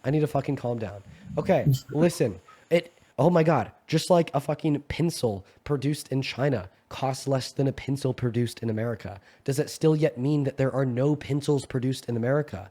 No, because there's still a market for pencils produced in America, right? Not to mention, right, that to a certain extent, it is still a total net benefit to produce oil in America, okay? But I want you to answer this question. By the way, I muted you, not because you're interrupting me, but just because I'm about to have a heart attack from this nonsense.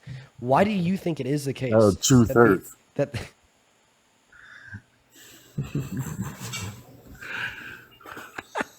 Oh my God. But there's no truth to what you're saying. Why do you think I know. I paid less for gas for all 4 years. Why do you think in office? Why do you think? Okay. Why do you think that the Energy Information Administration has historically reported and is still reporting today under Trump's admin and Trump's leadership, right, that the most oil we've ever produced as a country was produced under Biden? Okay, just explain to me why I paid $4 a gallon the whole time he was in office, and now I'm paying $2. You can't explain that to me. I already have, and I will again. It's because there's a total lower global supply of oil. There's less oil, so it costs less now? The reason why it costs less now has had to do with a lot of crashes in the future markets because of his tariffs. Yeah, I don't see. I just don't believe that because when Trump his first term, same thing. Soon as Biden got in office, soon as he got in office, bro, gas went up. Why does the EIA report that Biden oversaw the highest level of oil production in this country's history?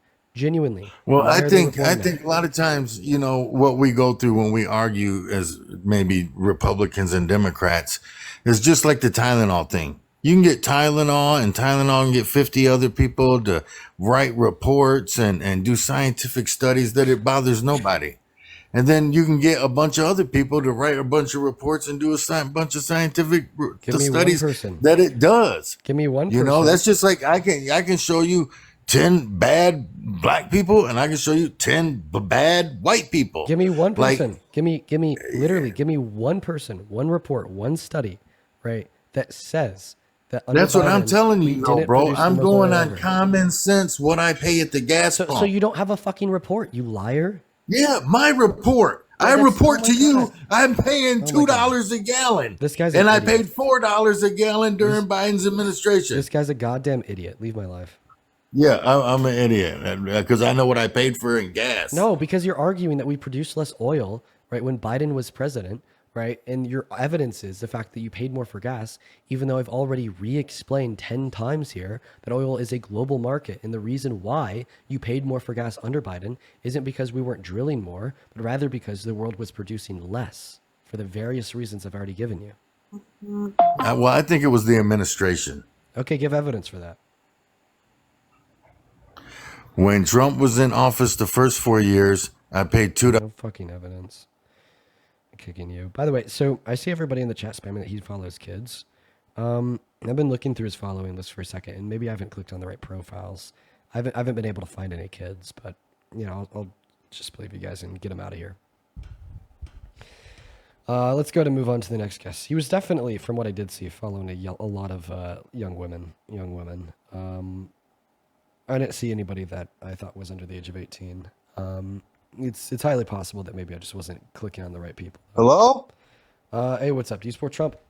Oh shit, wait, hold up. It's messed up. Hello? I can hear you. Do you support Trump? Yo, what's up, bro? Yeah, I support Trump. Okay. All right. How old are you? Oh, I'm 18. What year were you born in? 2007. Okay. All right. Let me thank a couple of people, then I'm going to pass you that mic. Welcome in, Santana.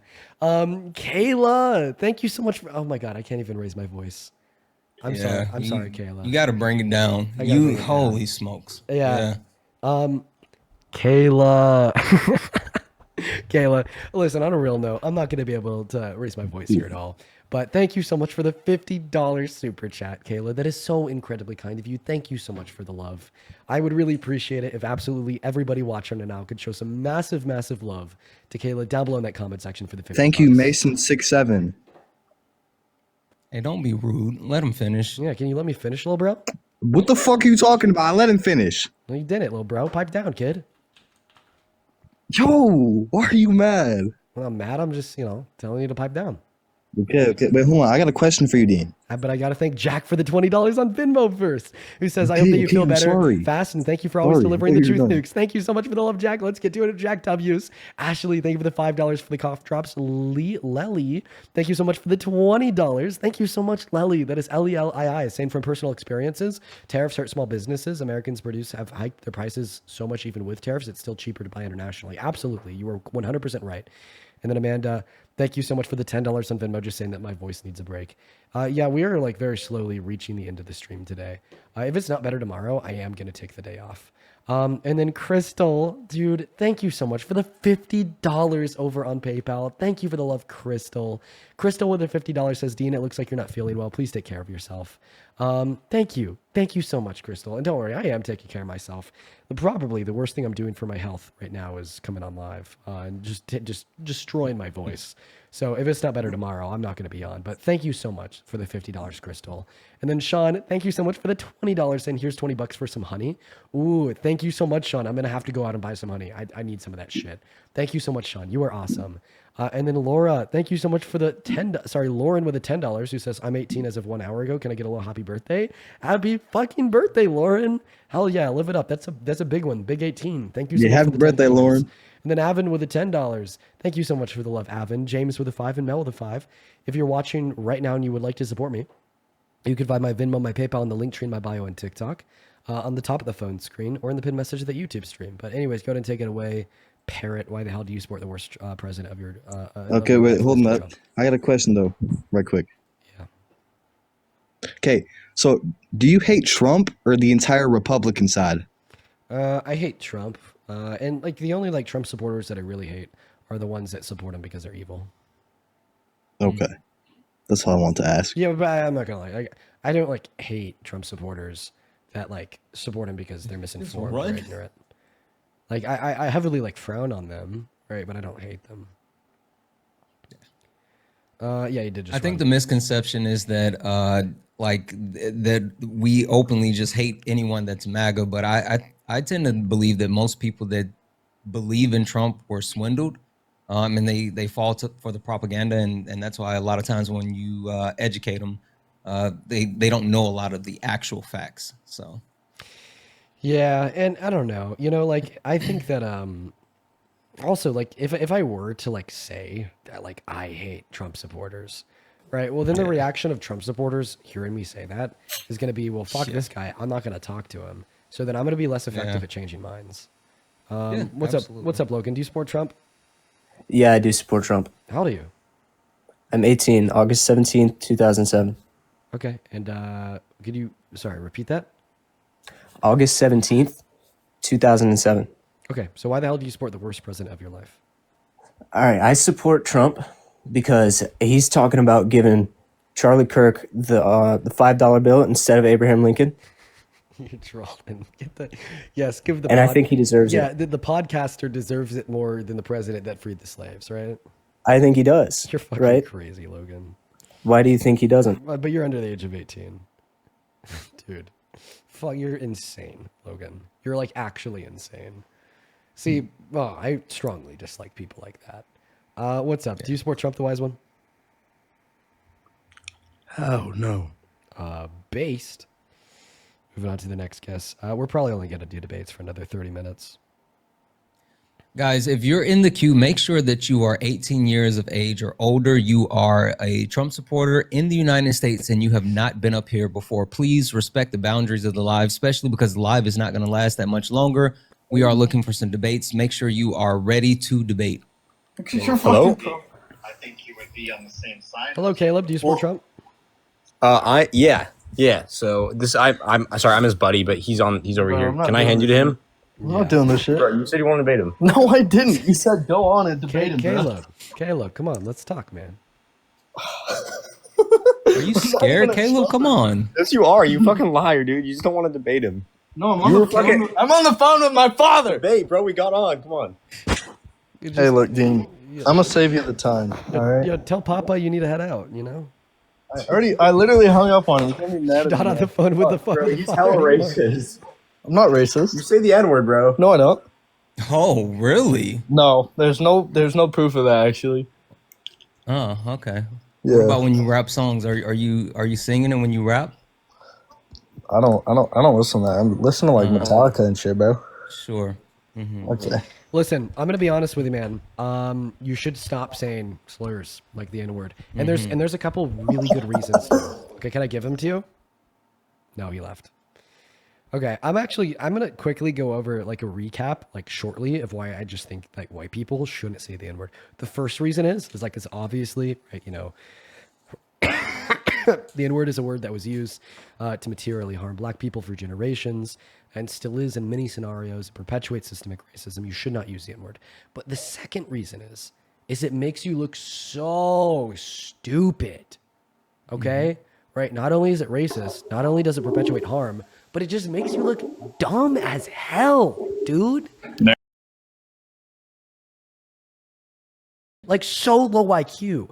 Dude, like that guy right there, so like astronomically low IQ. You know, the thing that I've realized is more often than not, the people who want to or just do it it's like they want to do it because they're told that they can't, right? Like that's the only reason they lean into it is because they're like this is something that they shouldn't, and so they have to do it.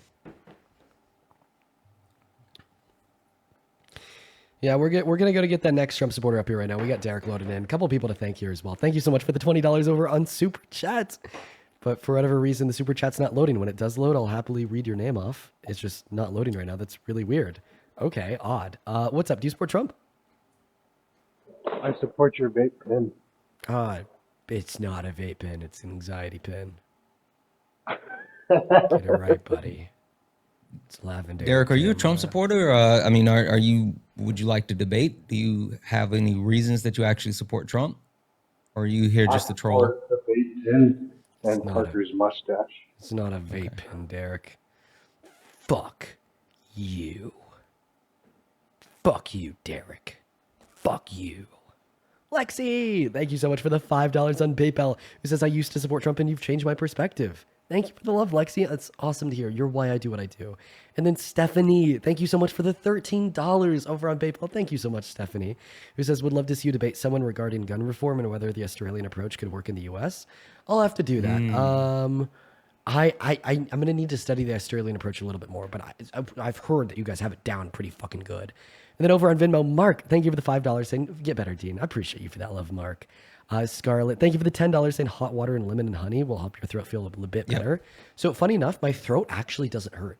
Like my throat doesn't hurt. My throat feels fine. It's just my vocal cords are like fucking fried. But see, and I text that to you. It'll coat your throat and it'll help so it won't dry out and so you won't sound that bad. You know, I actually have. Like I used to do it while I'm live. Yeah. I actually have some honey in the other room. Should I go grab it once we get the next Trump supporter up here? Yeah.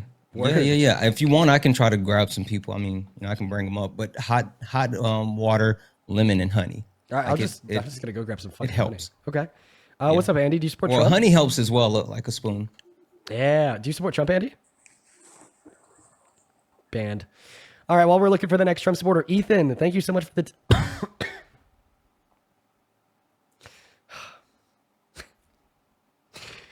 Ethan, thank you so much for the $10 over on Venmo. I appreciate you so much for that love. Show some love to Ethan. Dying over here. Thank you. Thank you, Ethan. Ethan with the $10 says, keep up that great work, man. Thank you so much. And then Allison, thank you for the $1. Anastasia, thank you so much for the $20 over on Venmo. Says, get well soon, Dean. I continue to love your work. Thank you so much, Anastasia. Show some love to Anastasia in that chat. And then Tess with the $10 says, bro, take a day and rest your voice. Yeah, if it's not feeling better by tomorrow, I'm not going to be live tomorrow. If I don't have my voice back by tomorrow, I'm not going to be here. What's up? Do you support Trump? I mean, like, I just have a question, yes or no? Do you support Trump? Yes or no? Yeah. Well, Dean, weren't you the one dropping slurs? Holy shit. Yeah, But can you answer the question? Yeah, when I was 14, I used the N-word. That's right. Then who are you to tell someone not to? Well, I mean, I actually think that I'm coming from a position of like being 14, being stupid as fuck, using slurs, perpetuating that racism, right? Because I was socialized into believing that like it wasn't wrong because I was unaware of the impact, right? To then like growing the fuck up, okay? Getting a brain in my head, right? Understanding the historical and societal impact of the usage of said words, right? Getting an education and holding myself accountable. What 14-year-old doesn't know what that means? Around, right? And then help like educate others and push others to do better, right? Also, Hunter doesn't care. Yeah, Hunter, you legitimately don't care about anyone saying the N word. You don't care about racism. You just wanted to come up here for a gotcha. Hunter, like, tell me that you actually care about racism. Yeah. By the way, just to like take the fuel off your fire, yes, it was wrong and racist for me to use the N word when I was 14 years old. No, I actually do care because the guy that I work with every day is of ethnic background. So so now you're tokenizing someone. Good story. Yeah. So you tokenizing the ethnic background of the person. Mute me? Sure. Why mute me? I'll be right back. Because I'm gonna go grab the you like silencing people. I got it, Right? Dean. Cool. Hey, question for you. What is race? What do you mean? What is race? What is? I never brought up race. You're the one bringing up race. But what? Yeah, you were talking about the N word, and you're pretending as no, if I'm you just care talking about slurs in general. I never Okay. said that. Oh, okay. So you're just you holy ground, a high horse. What's happening? Like what's What's the point? I mean, if you actually care, then you would know what you're talking about, right? You would know the actual issue with the slurs and also the issue with the N-word, and you would at least know what race is, right? You would know these things. What do you mean? I think everybody knows the issues with slurs. Sure. So tell me what's the issue with slurs? It degrades people, and everybody's Is the that same. it? Everybody bleeds red. Yeah, and everyone's not the same, bud, and that's the problem. Everyone's not the same. You don't understand, and you also don't. Everybody's care because if you human. I don't know actually what you mean. Everyone's not the Yeah, same. everyone might is not have the human. same Everyone's ethics and not the same. morals, So do you but when not it see comes color? down to it, everybody is the Sure. same. Do you not see color? Pardon? When I look Do at you someone, see color? Yeah. Do you see color? no, no. Okay, so yeah, you sitting here saying you don't see color completely invalidates the lived Why? experience. Because of I look at people them that as are just a not. person. I don't I'm care what color literally their answering your skin is. question. Would you like to hear? I don't care what color their skin is. I look at them Sure. as a Would you person. like to hear the answer? Because you sitting here saying that you don't see color completely invalidates the lived experience of people that are different from you. Just because you live a life a certain way does not mean that everyone has the same privilege as you to live said life. What So privilege do I sitting here- have? Well, you're telling me I have privileges. What privileges do I have? Are you white? Pardon? Are you white? No, I'm indigenous. You're indigenous. Okay. Are you connected? What do you mean by connected? Okay, so you're not indigenous. Yes, I am. Okay, are you connected? What's your tribe? What's your band? Are you connected? I'm Algonquin. What's your band? My band. Yes. I'm of indigenous as like. Yeah, there's a difference between being have indigenous. I don't live on a ancestry. reserve. Yeah, exactly. There's a difference between so having what? indigenous So what? I don't live ancestry on a and being reserve. connected. No, that's erasure, bud. That's erasure. That's a problem that we have in this country where people claim indigeneity and they're not connected. There's a difference between having indigenous heritage and actually being indigenous. Please stop trying to actually appropriate other people. You can say that you have that in your lineage, but for you to sit here and claim it and be white presenting is a complete difference. So again, if you're not connected, if you don't know if you don't have not only your tribe but your band, maybe you should stop saying that.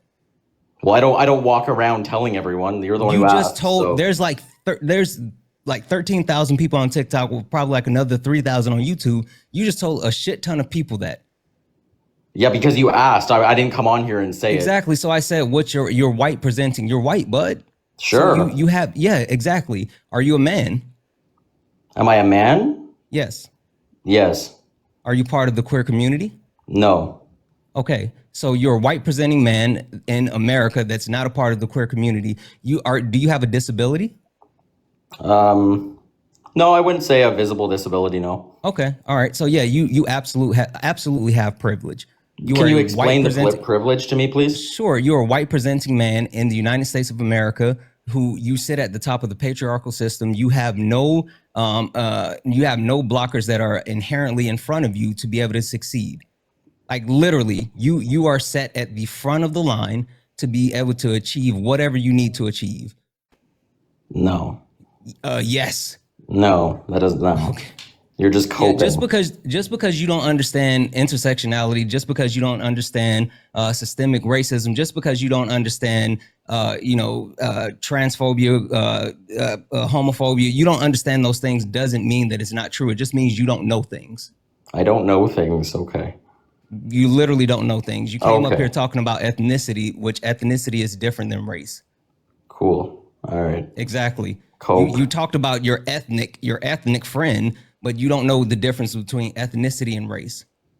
Because I don't care. Everybody's a human, man. Yeah, exactly. That was the point. You don't care. You just came up here to try to, get a got you on Dean, and now you're getting dog walked because you're disingenuous. At the very least, I'm not the one with clips online of me saying slurs. At the very least, I think in the end I win. What you say before you come up here and try to actually pull a got you. Maybe you should know some things and actually mean what you say. No one cares about your there's no your clips false, of me online dropping no slurs. No one cares about your false keep morality. Keep muting your guests. Sure.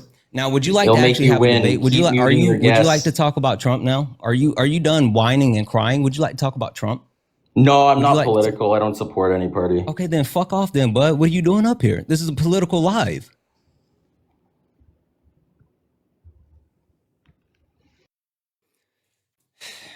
He left. I think I ate a little bit too much honey. I saw you. You were just like scooping it Yeah, like it was ice cream. My stomach kind of hurts now. I was just so into the conversation. I was just doing it kind of automatically, and now my stomach kind of hurts. Fuck. All right, we're gonna go to get that next Trump supporter up here, folks. Everyone, just give us a second. Over on YouTube Super Chat, thank you so much for the $20, Pony. Appreciate you so much for the love. Thank you. I want to see 200 Pony W's down below in that chat, as well as Eli. Thank you so much for the 10. I appreciate y'all so very much. If you want to support me on Venmo or PayPal, you can find them on the top of the phone screen, in the link tree in my bio, or the pin message on that YouTube screen. What's going on, Andres? Do you support Trump? Yes, I do. Okay. And why is that? I think probably it's because I just agree with him on a lot more things. Like, like on what things? Border, right? Like the probably, refusing to feed 42 million American starving citizens, but then being forced to by a court, or like taking the healthcare away from 10 million of them, overturning Roe v. Wade, which has now led to 60 pregnant victims of rape per day from being denied access to abortion in 10 of our 50 states. Or like the adjudication that he raped Eugene Carroll, committed 34 felonies, hit on his own daughter, or sexually exploited young girls like his daughter, and Miss Teen USA. Yeah, I think his abortion policies are probably another big thing why I support him. I'm very religious, so I'm like anti-abortion, like all that stuff. But I share my religion's But you view on told us that abortion you support most. his. You told us that you support his border policy. What does Leviticus 19:11 say? What's up? What does Leviticus 19:11 say? That says, "Come and let others into your land," or something like that, right? Something along That's those actually lines. 1933. It says, when a foreigner resides you in your land, don't mistreat them. Or the foreigner residing among you must be treated as your native born. Love them as yourself, for you were once foreigners in Egypt. I'm the Lord your God. So not 11:33. So now that we've read this verse, let's go and compare that to what Donald Trump is doing with this mass deportation, right? Don't you think that Donald Trump is like treating undocumented immigrants very unfairly and differently than citizens when he's like saying that they've all escaped mental asylums and prisons, even though they're 2.5 times less likely to commit violent crimes in American soil, or subjugating them to like human and constitutional rights violations by like rounding them up and deporting them without due process to a center for terrorists in El Salvador, then having them beaten and starved, or trying to take their constitutional rights away, such as he did with EO number 14160's first day in office when he tried to repeal the birthright to citizenship for any child born to undocumented immigrants on American soil? Yeah, so I've seen some like crazy things that are happening. Like they come into places and they just like take people, but like then Trump comes out and says that most of these people are like criminals and violent.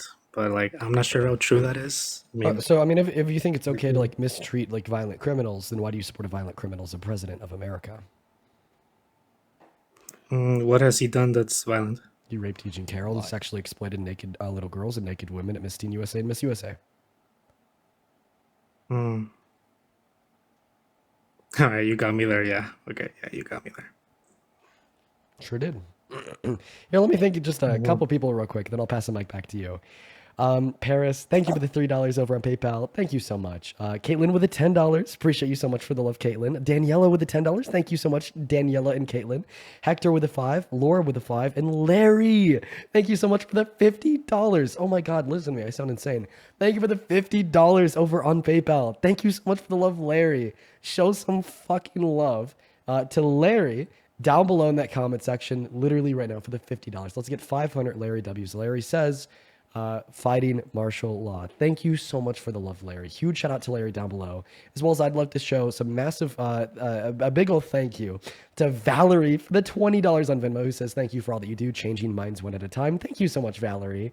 Tom with the $13. Thank you so much for the love, Tom. And then Christiane, that is CHRISTIAAANNE, with a $50 on Venmo, and William with a $50 too. Thank you so much, Christiane and William.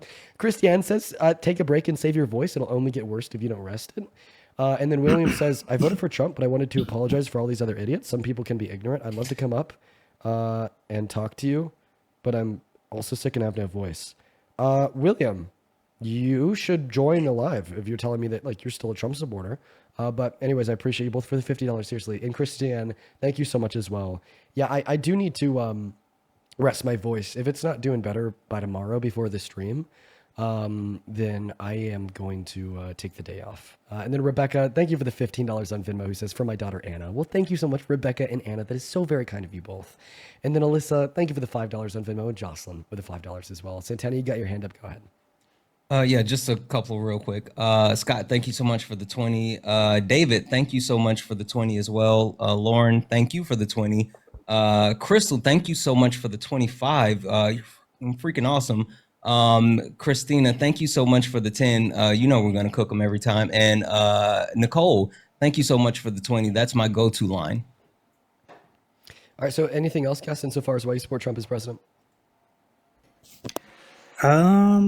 Is abortion policies also like I was talking about? I'm very pro-life. Is that because of your religion? Yes. What branch of Christianity are you? I am an LDS, Latter-day Saint. Wow. Okay.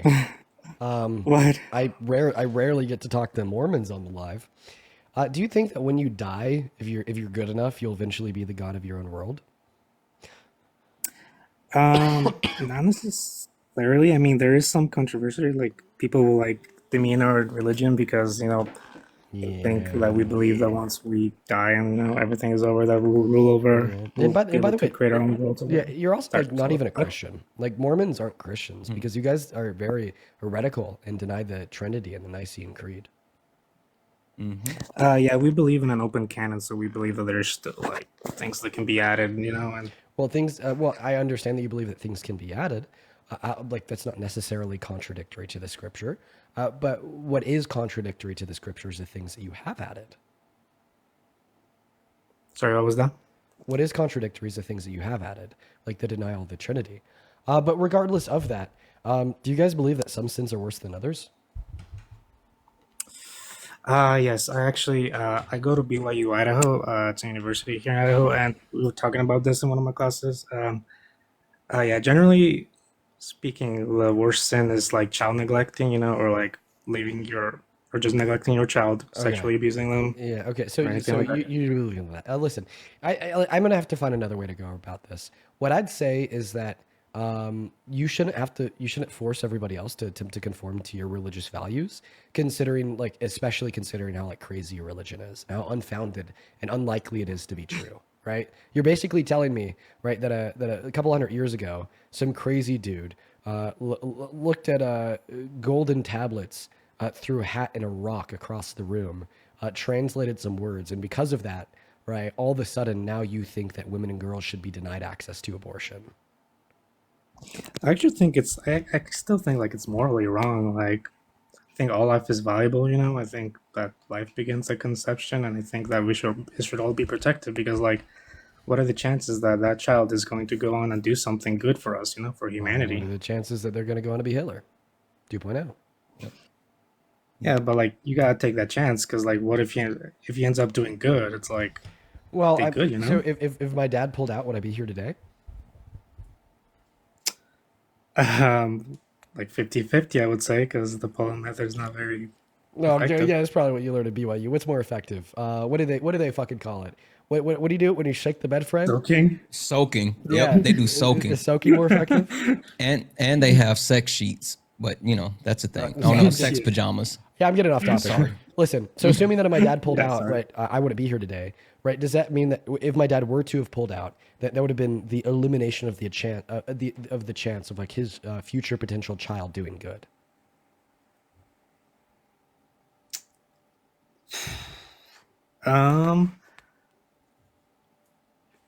Sorry, I just can't think right now. I didn't expect that I was gonna get live. Can you say that again? Sorry.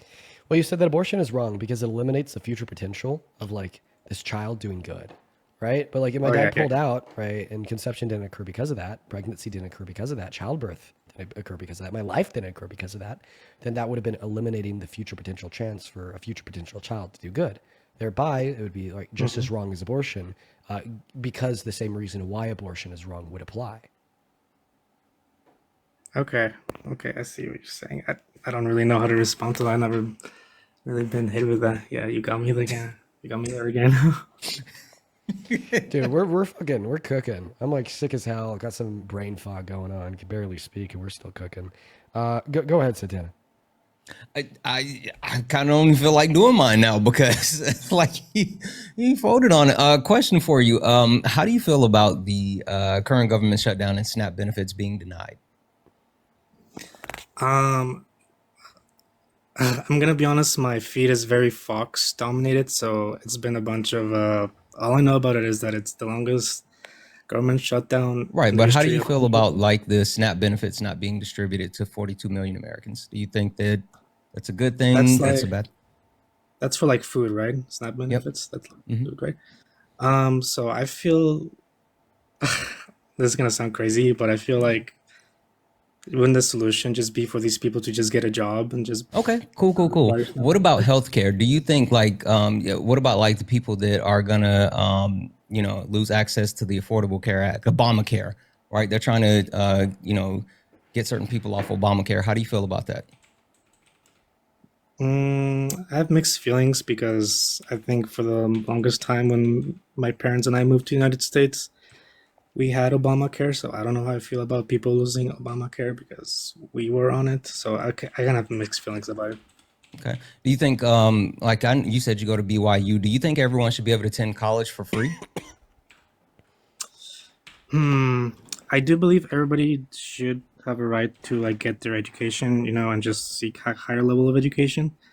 But I don't believe that like the government should like pay for our education. Like I have to work hard to come Cool, here. cool, Like, cool. So, question for you: if you're pro, quote unquote, pro life, right? Why wouldn't you actually support all those social safety nets that makes it easier for people to actually want to have kids, right? Like improving when it comes to providing food security, improving like access to healthcare, improving access to education, like making life more affordable. If you truly wanted people to not have abortions and to actually seek a life where they, are fruitful and multiply, why wouldn't you want to remove every single blocker out of their way and allow them to actually do so? Like, why are you Yeah. advocating against that? Yeah, like when Jesus was giving his Sermon on the Mount, but he asked them if they had a job before he gave them the bread and the fish.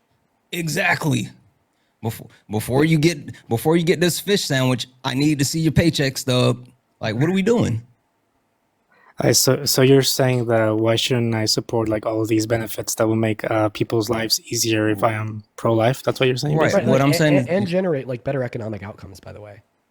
Exactly. Your positions are diametrically opposed. Like you're arguing against yourself. That doesn't make sense. You're not pro-life, you're pro-forced birth, which sucks even more.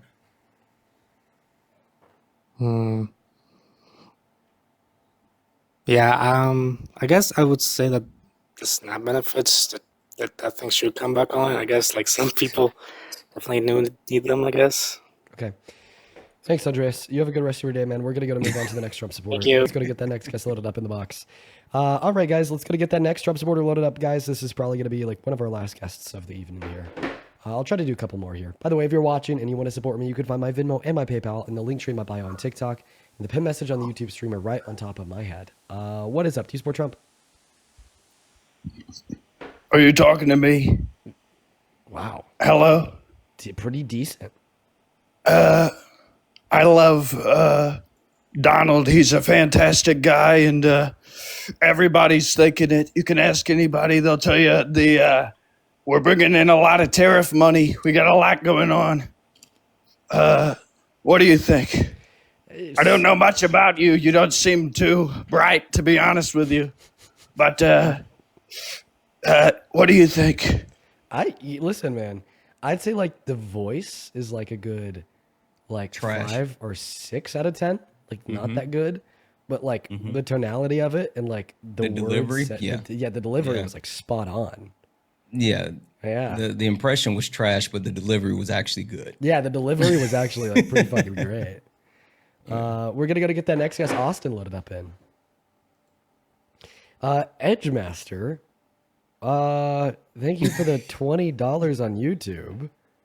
Edgemaster with a $20 on YouTube says, "Hi Dean, I love your stream so much. I wish I was a Trump supporter so I could get degraded by you. Red heart." That's a kink. That's definitely a kink. But to be fair, most Trump supporters have shame kinks anyway, so I don't blame them. Low key, are you a Trump supporter? Okay. First of all, I'm not from you guys. You're muffled, so even as you try to like talk shit, we still can't hear what you're saying. But be better.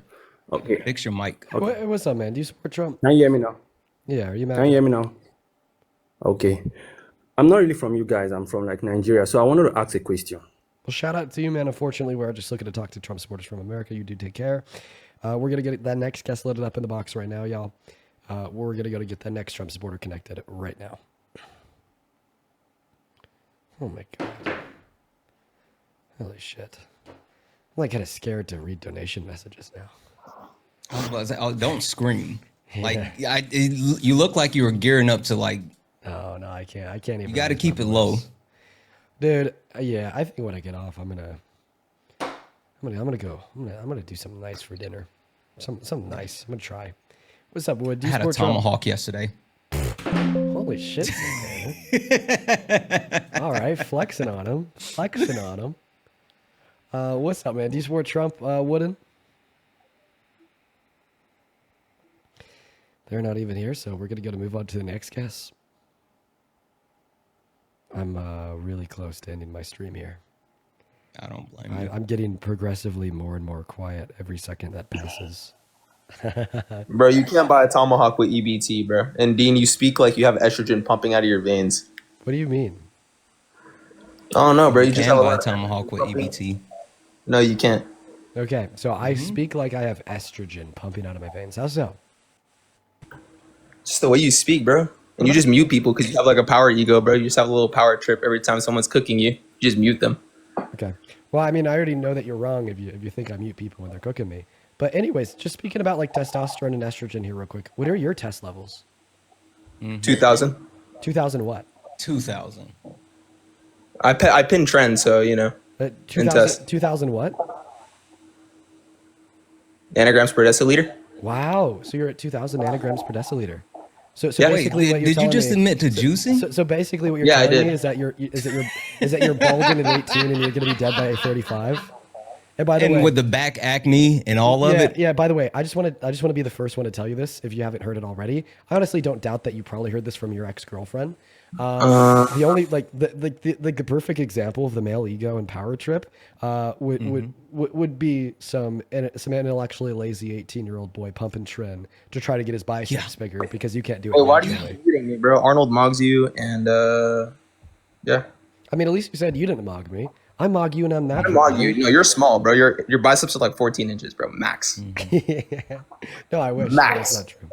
Well, at least he's Where's natty. Roger? Where's I mean, that 14 inch biceps? you have to juice. Yo, to yo, get yo, going. Santana, speak So when like, what are we even spoken to. talking Don't be speaking to about? you, bro. Like Speak when spoken to. You need to learn to speak when spoken to. you Calm down. literally Pipe down. have to get on the juice in order to get any type of motion. So what are we talking about? I mean, it doesn't even get the I'm literally motion. not on on it. you, bro. But I said speak when spoken to, bro. Chill out, little bro. Yeah, guess You're what? little, bro. You're under me. You're little, bro.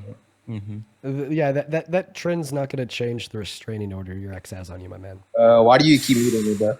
Why do you keep muting me? Oh, I'm so sorry. Now, why are you wearing a hat inside? Are you balding? Were you taking We juice? have to mute you because like your roid rage is like showing. Yeah, dead You're ass. like literally raging. Yeah, Bro, you- yeah, gotta like help you calm down here, dude. We're helping No, you. holy smokes. Man, if we weren't muting you and we just let you go on for as long as you wanted to, I mean, eventually, like your heart palpitations would get so bad because of the anxiety and stress you're feeling right now, onset by the trend running through your blood. Like we're No, I have this is- euphoria, bro.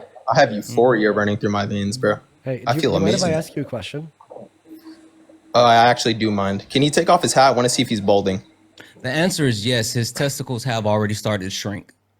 That's absolutely the not- answer. That's pretty funny. Hey, can you name That's three Trump? absolutely it. Hey, if you can name 3 Trump policies, Santana will take off his hat. Okay, do you realize if your Boom. testicles shrink? Do it.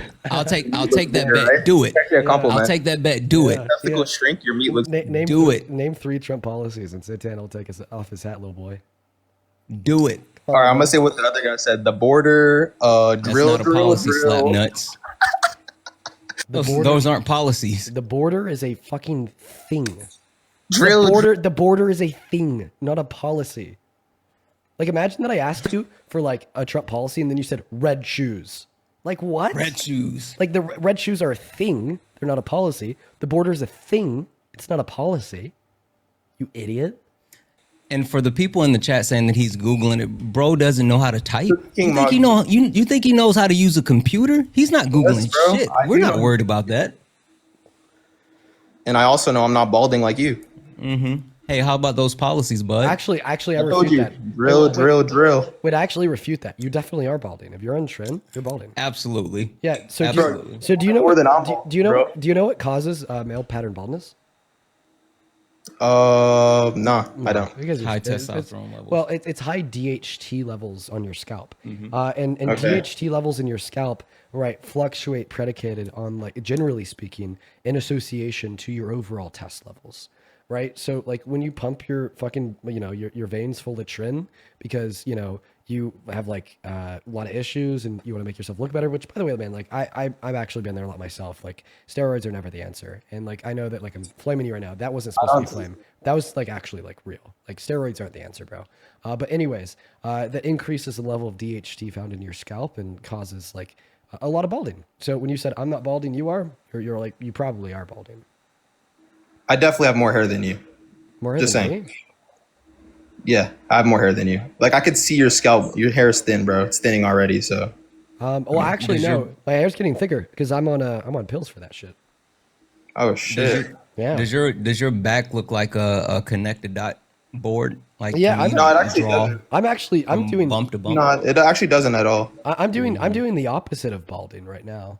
I'm on pills to limit the amount of DHT in my scalp because my test levels are so naturally high because I mog you.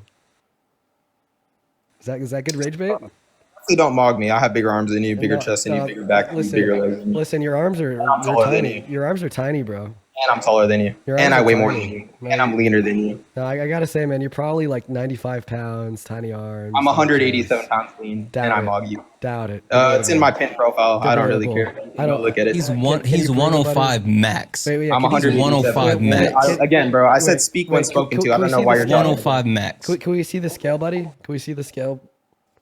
I think this is like good rage bait. No, it's great. This is good. Wait, it's gonna continue to piss him off, even though I'm telling him that it's. Scale picture. I can send it to Wait, you. hey, yeah, buddy. Can we He's see the so scale? mad. Can we see the scale, little bro? Come on. Yeah, you want me to go on the scale right now? Yeah, it's gonna prove that you're 5'2", 95. Yeah.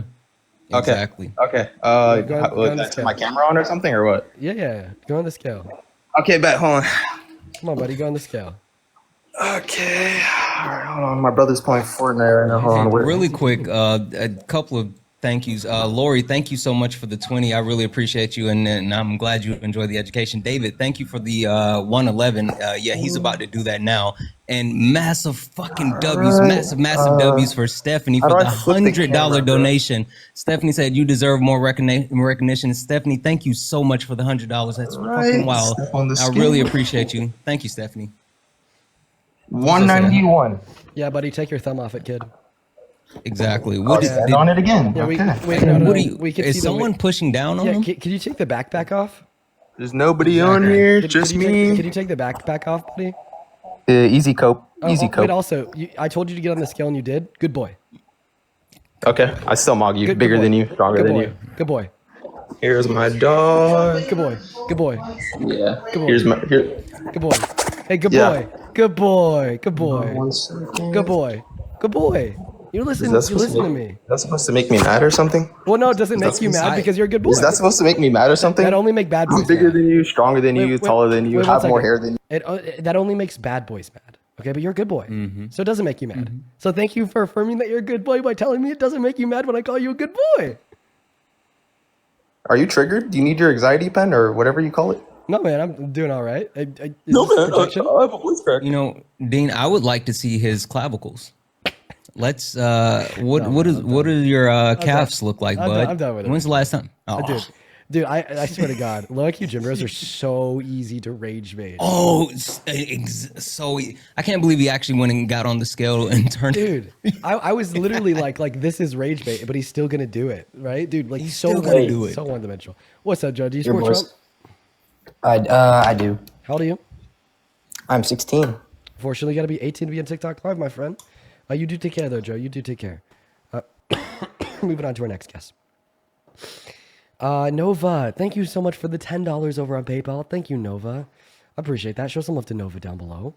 As well as Katie with a 3, Kate with the 8, Christopher with a 5, and Kayla with a 3. Appreciate you guys. What's going on? Do you support Trump? Yes, I do. How old are you? I'm 14, but let me ask a question. Dude, pop off, brother. Pop off. Oh, man. Oh, man.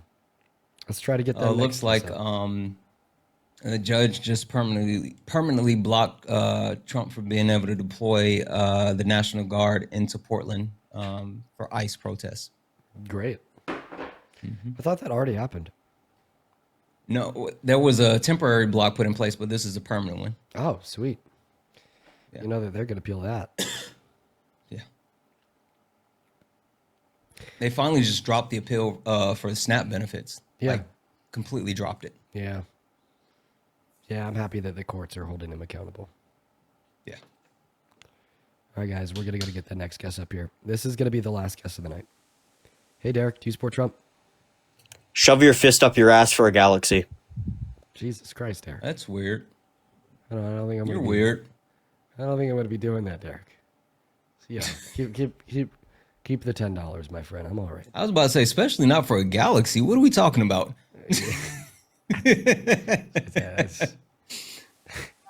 What's up, Christopher? Do you support Trump? Sorry, not Christopher. Christian? Yes. How old are you? I'm 3. You guys are weird. Yeah. You know what, Santana? That was weird. That was What's going on? What's going on? Do you support Trump? No. Super based. Super based. Why are you here? Listen, guys, we're going to give it like 2 more tries here to get somebody up here to debate if we can. I'm going to end. Jeez Louise. I'm just like, I'm slowly losing my voice. You're turning into Barry White. Do you know who Barry White is? Barry White. I feel like I've heard the name. Oh, you're too young. Jeez, I just dated myself. Who's Barry White? He's an old like blues singer, kind of jazz and super deep voice. R&B, like he's an older singer, like really deep voice. Yeah, my voice is definitely a little bit deeper than it usually is. Yeah. I'm Batman. Someone said soul. Yeah, you can say soul. Yeah. What's up? Do you support Trump, LSD?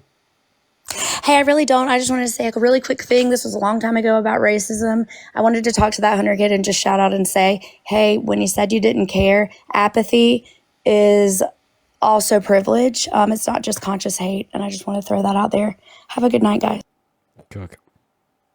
All right, 2 more tries to get somebody up here to debate.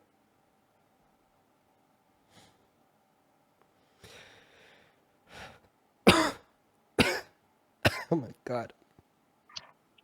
What's up, Michael? Do you support Trump? We need a war, GB. We need a war, GB. We need it. We need one. Please, Dean. Please, Dean Withers. We need a war, GB. A war, GB? I don't know Damn. what that is, but then he tried to run. He was so dedicated to what he was. He really. was. Well, He said your whole name. yeah, nobody.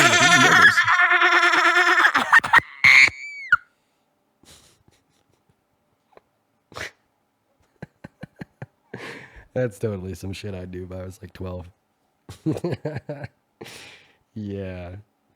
Dude, listen. Yo, TikTok is lucky that this shit wasn't around when I was 12 years old. I've been a total demon. That would have been me. That would have been me all day long. That would have been me all day fucking long. Right there. That would have been me. Hello, do you support Trump?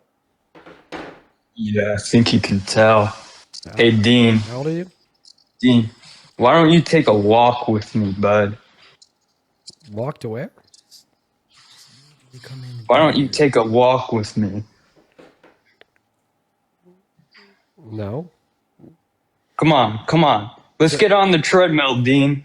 Let's get on the treadmill. Why? Let's get on the that he was going to treadmill, do Dean. something even more weird, but he's Come on. actually talking about a real Come on. walk. Why are they so Come on. weird? Come on. Let's go, Dean. Let's go. Get those legs moving. Get those legs moving. Come on, Dean. Come on. All right, unfortunately, folks, we are out of time for the stream today. I need to end for the sake of my own voice. Yeah. I mean, just listen to me. This is bad. Yeah. Folks, here's what I'm going to do. If I don't have my voice back by tomorrow, I unfortunately will not be live. Because if it's still gone, I need to give it a rest. So, you know, let's pray for the best. Let's hope by tomorrow my voice is back in full. If not, I will not be here. Santana, I really appreciate you so much for joining. Absolutely. Hot water, lemon honey, and then if you get like some of the lemon cough drops, drop one in. Drink that a couple of times. I'm telling you, it'll do wonders. Take care of yourself though, bro. Thank you, man. I appreciate that. You have a good rest of your day. See you. See ya. Real quick, I just want to thank a couple people before we hop off. Raid, thank you for the $5 on PayPal who says, do I support Israel? Nope. Nova, thank you for the $10. Thank you so much, Nova. And then Lance, thank you for the $1 on Venmo. Haley with a 5 cent. I love what you do. Keep doing it. Thank you so much. And Shannon, thank you for the 7. Now for everybody watching, I am going to go ahead and hop off. Peace and love, y'all. And folks, if you're still in the mood for some debates, please go raid at Parker Get a Job on TikTok and at Parker Get a Job on YouTube. He's going to be doing debates for another 4 or so hours, so go show him some love. Right now, he's live with 2.6K people on TikTok. Let's try to get him up to like 7 or 8K. Same thing with YouTube. But anyways, love you. If my voice isn't back by tomorrow, I'm not going to be live. And if I miss your donation, I do apologize.